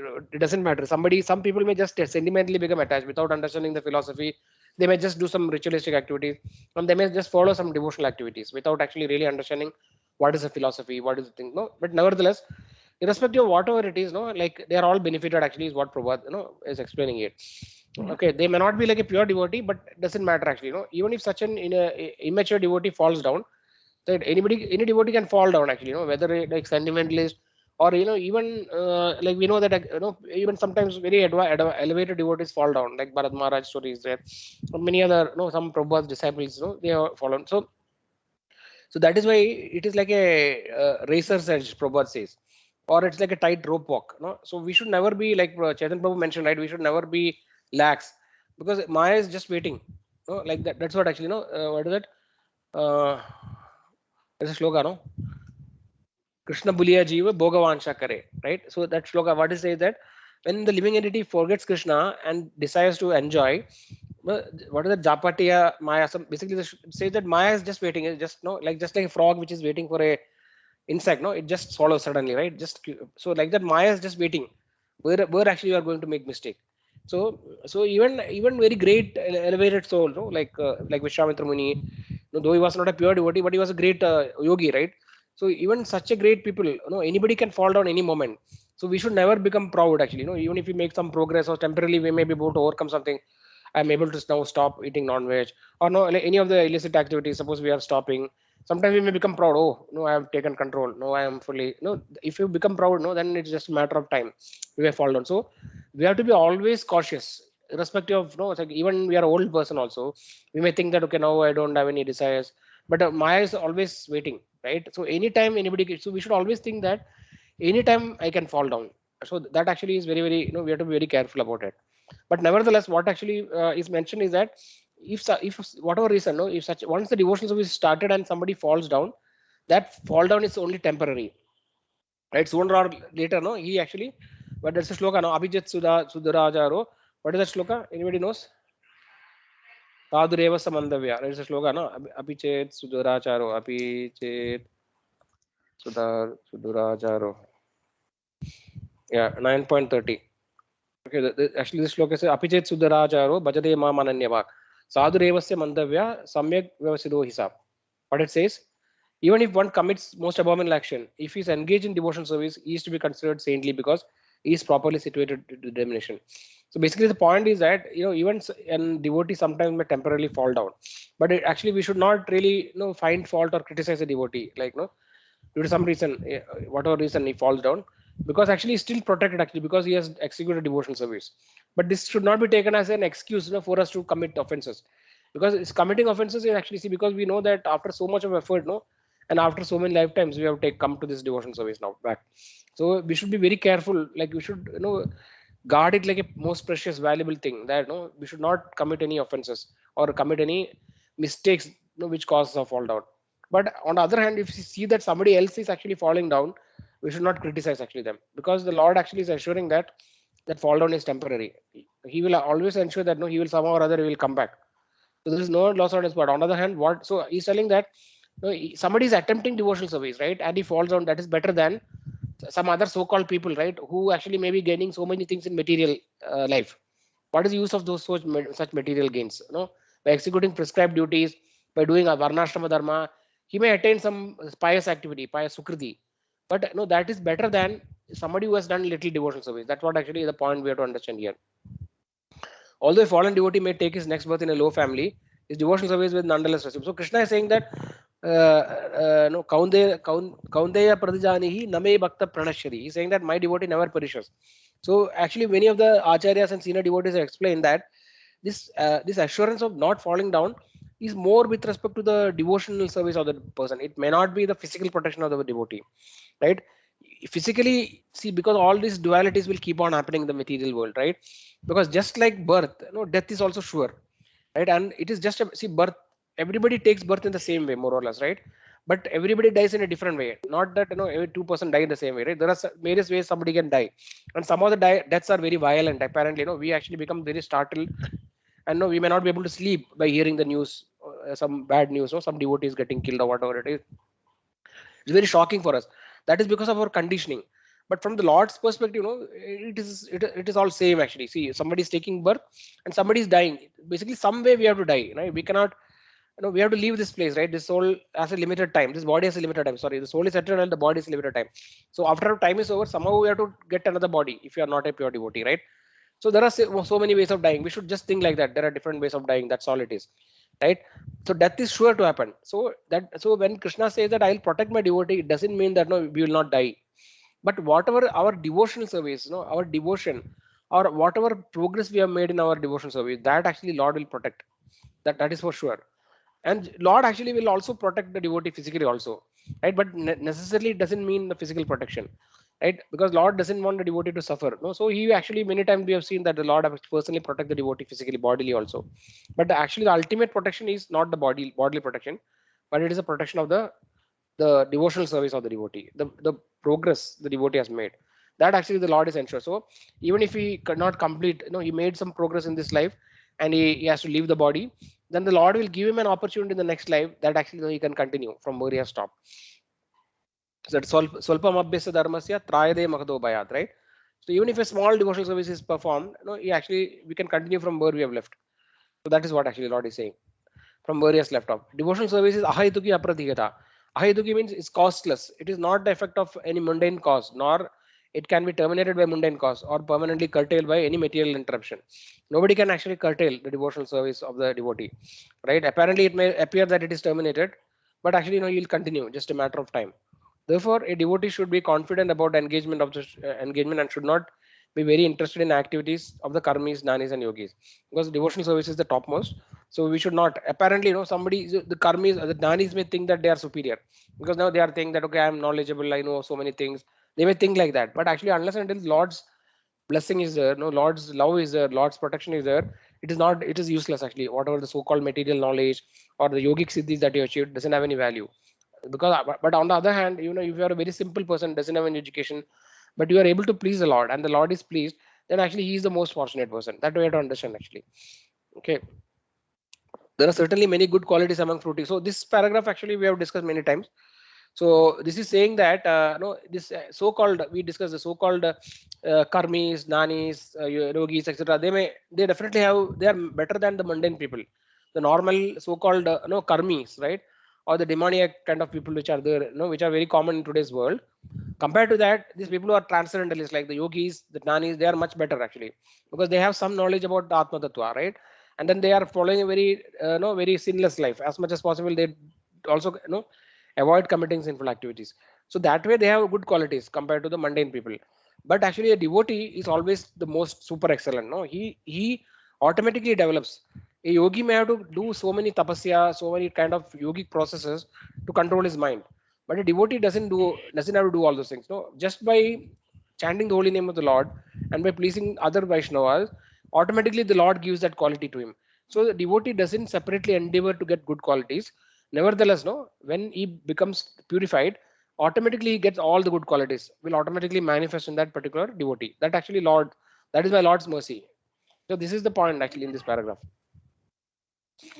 Okay, and then the last paragraph, since all devotees of the Lord are under the protection of His supreme potency, they should not deviate from the path of devotional service and take to the path of karmi and jnani. So this something like our Chetan Prabhu told, right? You should not degrade ourselves. So once you are in the bhakti platform, we have to understand that this is the topmost and should not get attracted to jnana process or yoga process.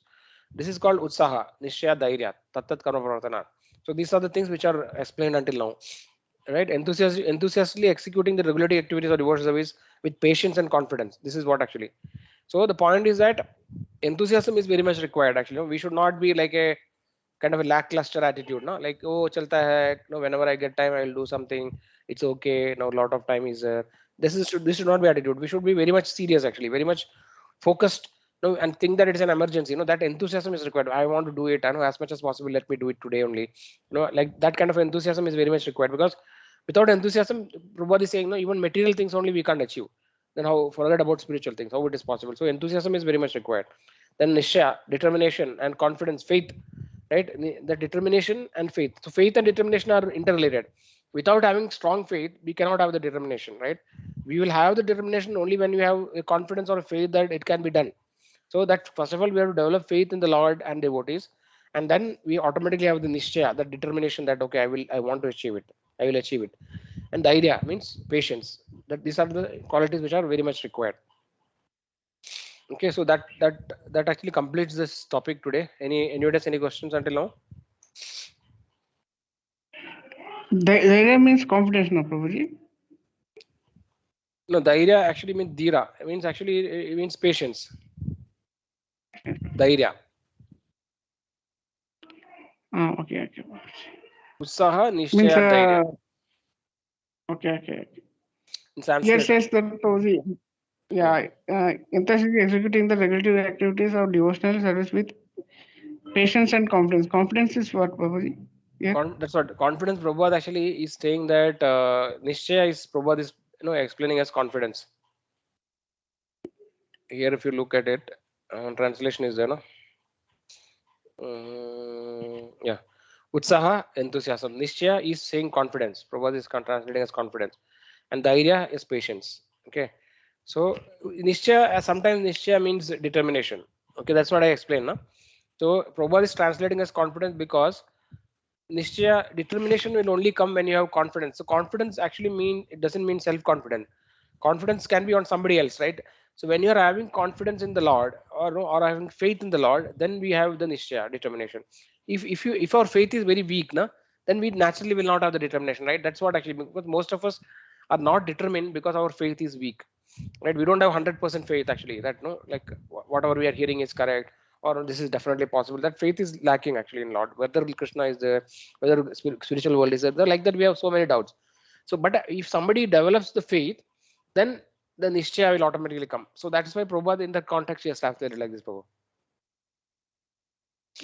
Yes, Prabhuji. Yes. One more thing is that Prabhuji, we should take means vairagya, no, Prabhuji. You should not get attached with this sense gratification. That is the main thing. And even also we should not take up the like a faltu vairagya. That I'm following 4 negative principles. Still, I'm actually.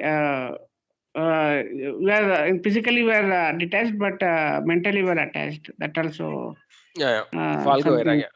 Yes, we discussed in some previous class Falgu Vairagya and Yukta Vairagya, in a couple of classes before. So just controlling the senses was, it is the first shloka in Nectar. So now we are talking about Nectar of Instruction, right? We are discussing third shloka. The first shloka is talking about the need of controlling the senses. It says, Vajo vegam manasa krodha vegam jihva vegam udaropasta vegam edan vegan yo vishayeda dhiran Sarvana bhimam prithvim sashishyat. What he's saying is that a sober person who can tolerate the urge to speak, the mind's demand, the actions of anger, and the urges of tongue, belly, and genitals is qualified to make disciples all over the world. So this nectar of instruction started. This is the first instruction is that only the need. What is the quality of a person who actually who is pure devotee or who is elevated. So the first quality is that he should have complete control of all the senses. That is a basic quality. Without that, nothing else is possible. So that's how it's going, Prabhu. Yes, yes. Okay, good. So anybody has any other questions?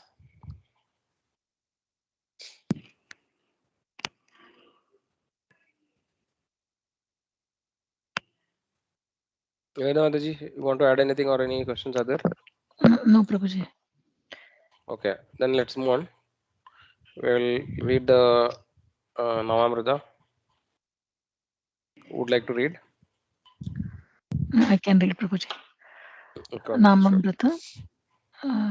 The chanting of the Hare Krishna Mahamantra will be effective if accompanied by austerity of giving up the 4 sinful activities. Sukadeva Goswami to King Parikshit. For a few months, the sons of Prajapati Daksha drank only water and only air and ate only air.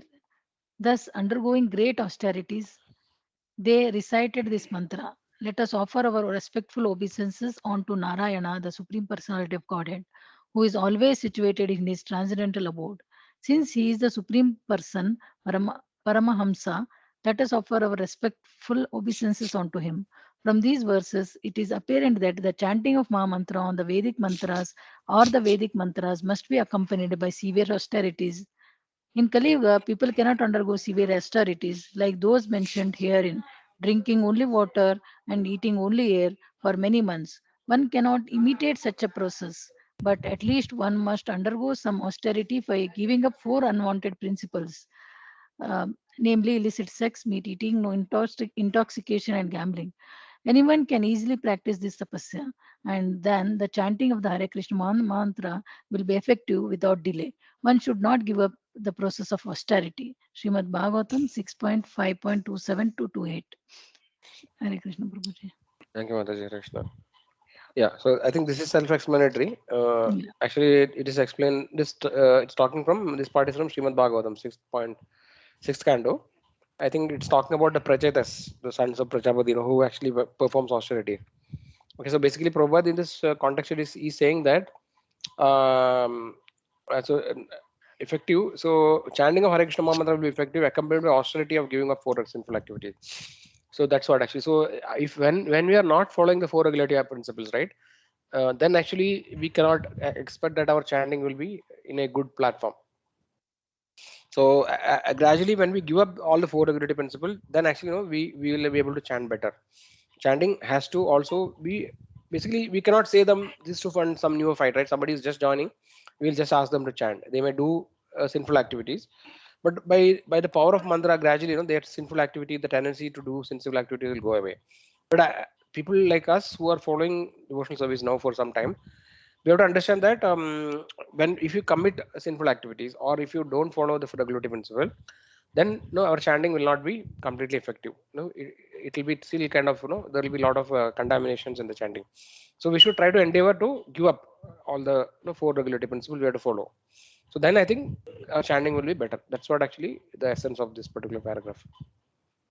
We'll move on. Next, last part is preaching the essence. I'll read. For a preacher to have potency, he must be pure. So they again the same thing is repeated, kind of, and same message is continuing.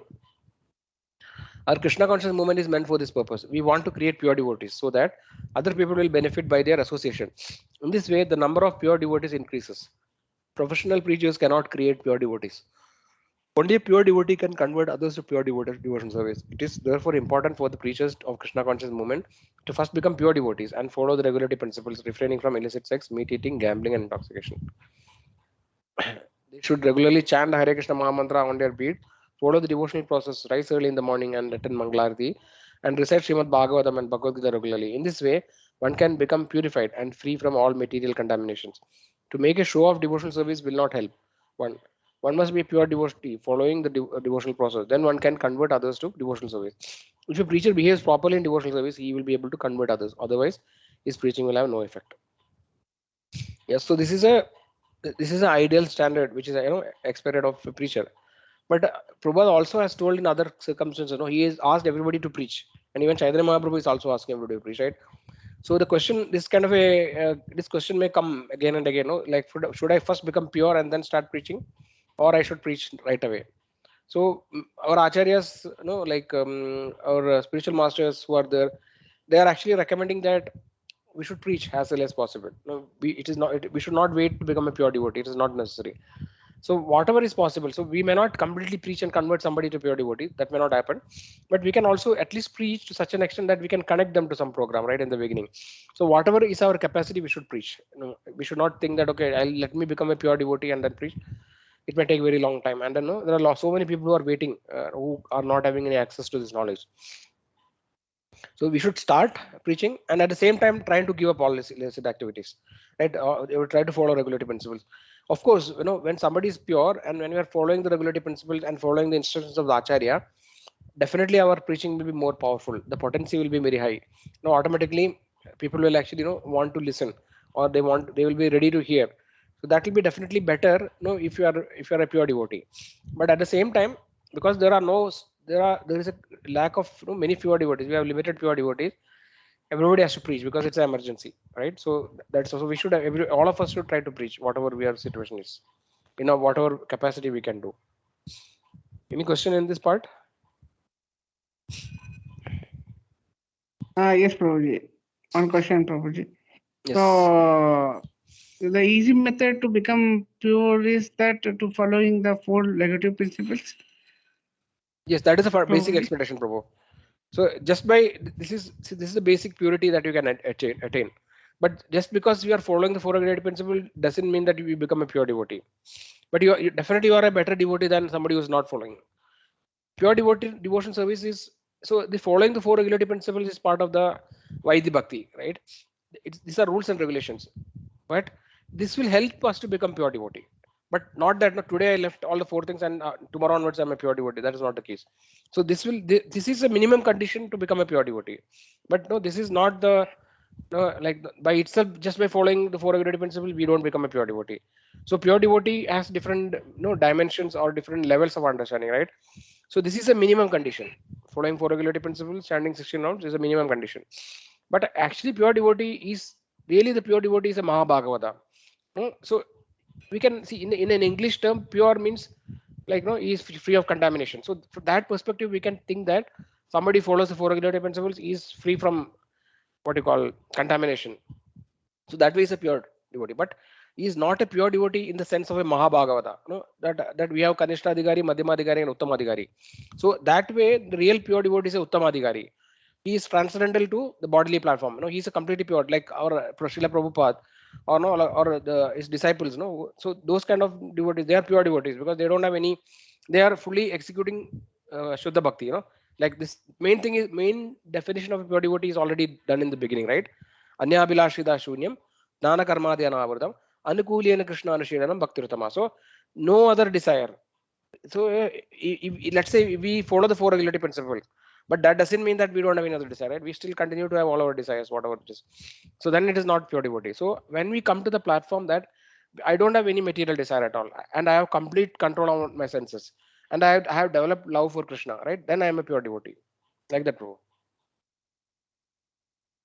Okay. Means one is having desire for the Lord, and also following the four negative principles, and chanting 16 round of this one Mahamantra. That is the basic requirement of the pure devotee. I can understand like that. Yes, right. That's true. That is the basic requirement, bro. See, but when you are a pure devotee, when you are becoming when you are coming to the Bhava platform, right? You have this 9 levels, no? Adav Shraddha, Tada Sadhu Sangha, Bhajana Kriya, Anartha Nivritti, Nishta, Ruji, Asakti, Bhava, and Prema. Right? So when you are in the top levels, right, like Bhava and Prema, then you are a pure devotee. But otherwise, actually, we are on the process of becoming a pure devotee. Like Adav Shraddha is a neophyte. He just started actually. He has some basic faith. Sadhu Sangha, he started associating with devotees. Bhajana Kriya, he started chanting. Anartha nivritti. This is a stage where all of us are stuck, right? We still have anarthas. Unless until we get rid of all the anarthas, unwanted attachments, we remain in that anartha nivritti. That's a clearing stage. So this is the stage where most of us are. Anartha nivritti. Then after that comes nishta. Strong determination and like we are steady in devotional service. Nobody can shake us. Then after that, ruchi, you develop taste. Basically now we do devotional service by force because we know that okay, we have to be. This is the path we have to take. Go there. We force us to do. We don't have a taste. Natural taste. When you have taste, then nobody has to tell you anything. No, automatically, whenever you do devotional service, you become completely happy. You become blissful while chanting.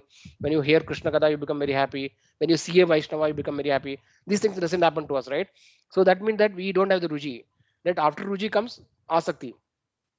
Asakti means the complete attachment. We are fully attached to the Lord. No, you don't want to hear anything except Lord. No, and whenever you start thinking about the Lord, no, you actually develop ecstatic symptoms. No, you feel that you don't want any separation from the Lord. Always you want to think about Lord. No, like that kind of a asakti. That's a very advanced stage. Then after that comes bhava and prema. So when you come to this top levels, right, bhava, etc., or just before bhava, even no previous stage also we can consider the person to be in pure devotion service, but not before that. So when we are in the anartha nivritti stage, we are not a pure devotee. We have many anarthas still. We have many attachments. We have many problems, right? We have like kama, krodha, lobha, moha, mada, matsarya, all these things we have. Then actually we are not a pure devotee. Similarly, what is that actually? We have main problem is that we have so many attachments. No, we are not ready. Tomorrow, if somebody asks to give up everything, right? Krishna comes, say, give up your job, give up your family, everything. Are you ready to go? No, we don't. We are not in that stage, right? A pure devotee will be in that stage. He doesn't have anything to do with his material world. He is not at all interested in anything here. He's always thinking he is attached to the Lord. So that is the real, Uttama Bhakti or what is it called, Uttamadhikari or a Mahabhagavata stage.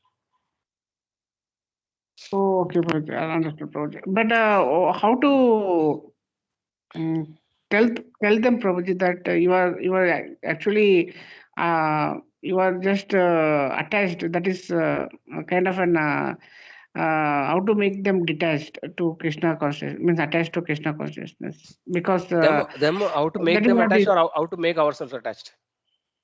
When you say them means we are already in Uh, that stage. Yes, Prabhuji. Ourselves, because we are actually attached to a lot of material contamination, Prabhuji. Yes, Prabhuji. So this, yeah. So this is not a kind of a 1 day or 2 day thing, Prabhuji.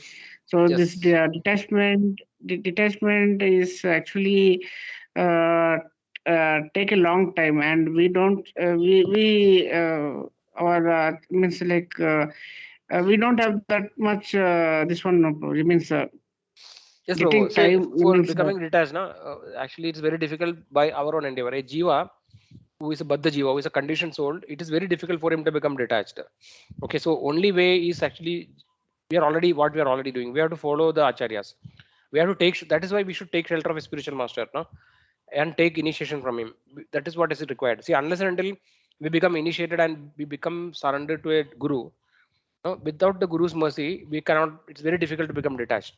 So the process actually starts. Initiation means starting the spiritual life, right? So we have to be committed. Actually, we have to have. First of all, we should develop faith. Then actually, we should take shelter of a spiritual master. We should associate with Vaishnavas, pure devotees. So detachment will come when we do these things. When you become like one is that you get initiated, then you are under the shelter of guru, right? Guru will actually pull you from this material ocean, material existence, right? By ourselves we cannot get out. It's very difficult because it's called bhavasagra. The material energy is very strong, right? Mama maya durartaya, right? Devi esha gunamayi mama maya durartaya mam eva ye prapatyante maya medam taranjate. So Krishna is saying that this material energy consisting of three modes of material nature is very difficult to overcome. It's unsurmountable. But mam eva ye prapadyante maya medam taranjate. When you surrender to me, then actually the maya can be overcome. So when you surrender to Krishna, we cannot surrender to Krishna directly, right? Because we are very contaminated. So we need to surrender to Krishna through a spiritual master. So we have to take shelter of a spiritual master. That is one step. Second step is that we have to associate with Vaishnavas, like who are actually enthusiastic, who are detached. If you associate with Vaishnavas who are detached, then gradually we develop that particular quality of detachment. Otherwise, it is difficult. If you are isolated and if you are just sitting at home and doesn't have association of devotees, it is not possible. It's not theoretically possible to develop detachment. Okay, by reading, understanding spiritual knowledge to some extent, we may get some idea, but only by theoretical knowledge, we cannot become detached. Just like by reading book, we cannot learn swimming. Similarly, detachment cannot be. We can be inspired by other devotees, reading about other devotees who are actually taken austerity, like Prahlad Maharaj, Dhruva Maharaj. They have taken austerities, right? Or Narad Muni. We can be inspired, but that inspiration has to be practical also.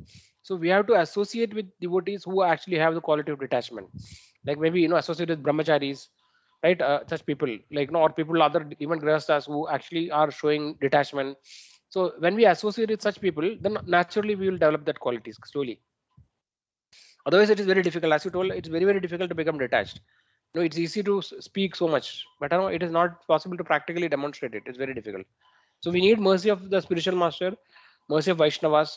By there, that's why sadhu sangha is very important, right? We say association is very important, and we have to live with our devotees. We have to go for yatra, for example. Now devotees have gone for yatra. See, going for yatra is one way, good way of developing detachment. Because in yatra, we should be in the mood that like we should always be thinking about the Lord and the holy place.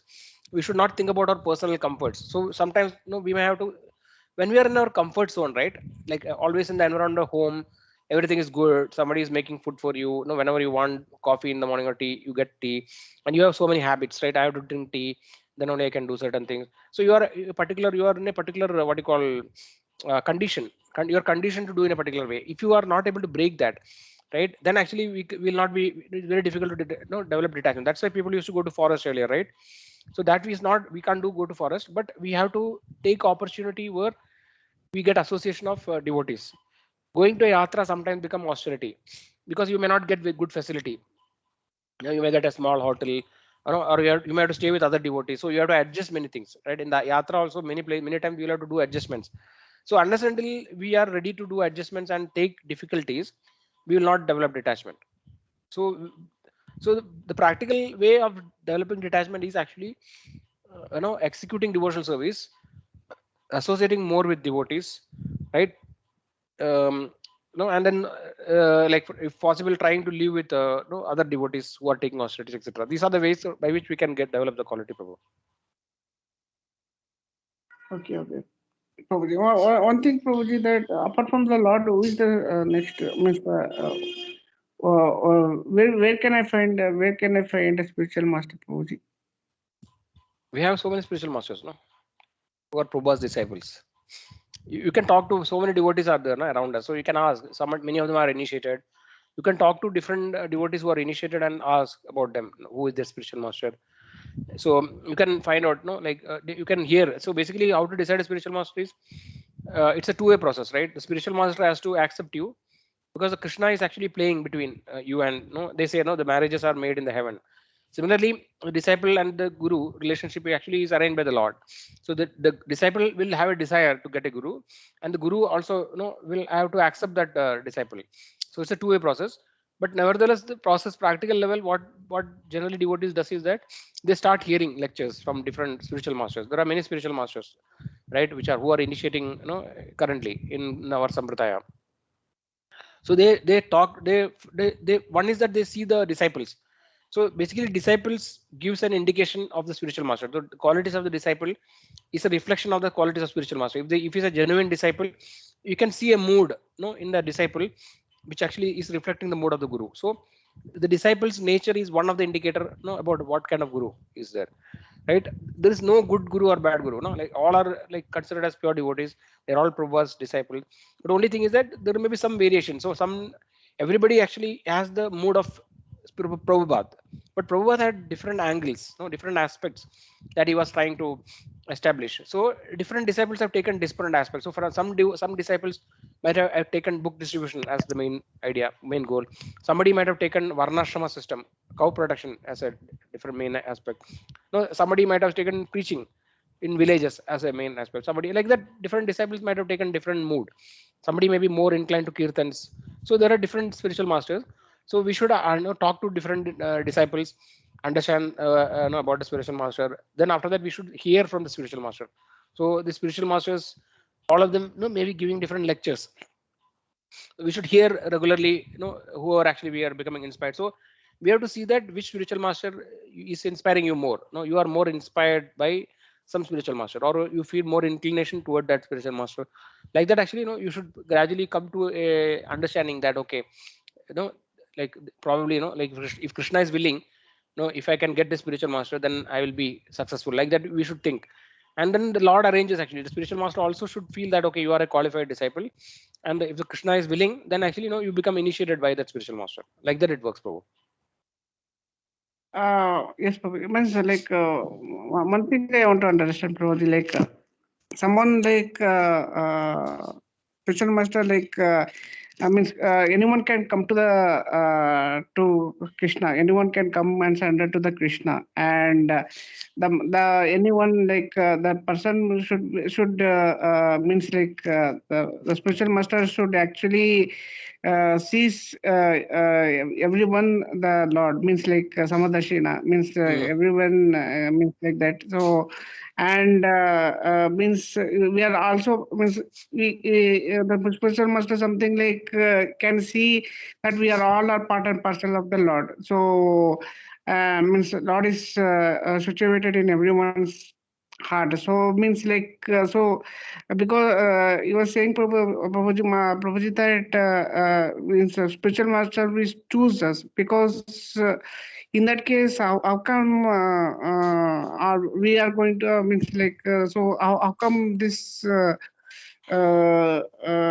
the Chooses relation in the sense, comes it is not. because See, that's what actually there are three parties involved. No? One is the disciple, one is the spiritual master, and one is Krishna as Paramatma. So Paramatma is the connecting factor. So Paramatma is situated in the heart of the spiritual master. Paramatma is situated in the heart of disciple. So the Paramatma actually makes the arrangement. It is the disciple choose means it is by the higher arrangement. The Krishna actually is connecting the two. That's how we have to understand. It is doesn't mean that no spiritual master is actually putting an advertisement saying that, okay, I want some disciple, these are the qualities, and then he does some interview and select. It is not, that's not the point. We have to understand that this is a transcendental arrangement, that no disciple and the guru, this relationship is arranged by the Lord, is by arranged by the providence. So that's what it means, Prabhu. See, a disciple, a spiritual master is very merciful. Generally, if you go to any spiritual master, they will not reject, actually. On a practical level, they will always try to accept whoever is going. They will only see that whether he's qualified. No, if there's some qualification is missing, or generally a spiritual master is a pure devotee, he can see through you, right? You cannot hide anything from him. So if you feel that, okay, he's having something, some aspect actually which is not favorable, or no very extremely difficult or something like that, understandably, if you feel that, for example, the disciple will not follow my instruction, if he feels like that, then he may not accept. But generally that is very, very rare, Prabhu. They are very merciful and compassionate. So in any spiritual master, generally they, if you request them, they may test you, right? They may not immediately accept you. They may do some test, in a sense, directly or indirectly, or Krishna will arrange some test for you, and then they will accept you generally. Because we see that, no, like Bhaktivedanta Saraswati, he actually had to go so many times to his spiritual master to to become initiated. He was not trying to avoid, actually. He was doing different tests. Similarly, Loknath Maharaj. So there are many instances in the past, because the spiritual master will test, because they have to see that, okay, this disciple is really fit, he can follow my instructions, right? If you will not initiate somebody who cannot follow his instruction, because then it will become a problem for the disciple, right? Because Guru Ravatna is one of the what you call aparas. So that also certain things will the spiritual master will ensure, Prabhu, that it is not that he will reject somebody. He'll see that, okay, this person is rich, so I'll accept him, or whatever. No, he will not look from the bodily perspective. yes, Prabhuji. I understood, Prabhuji. Means then spiritual master is actually means like equal to Krishna only. Then Hare Krishna. Yes, Prabhuji. Okay.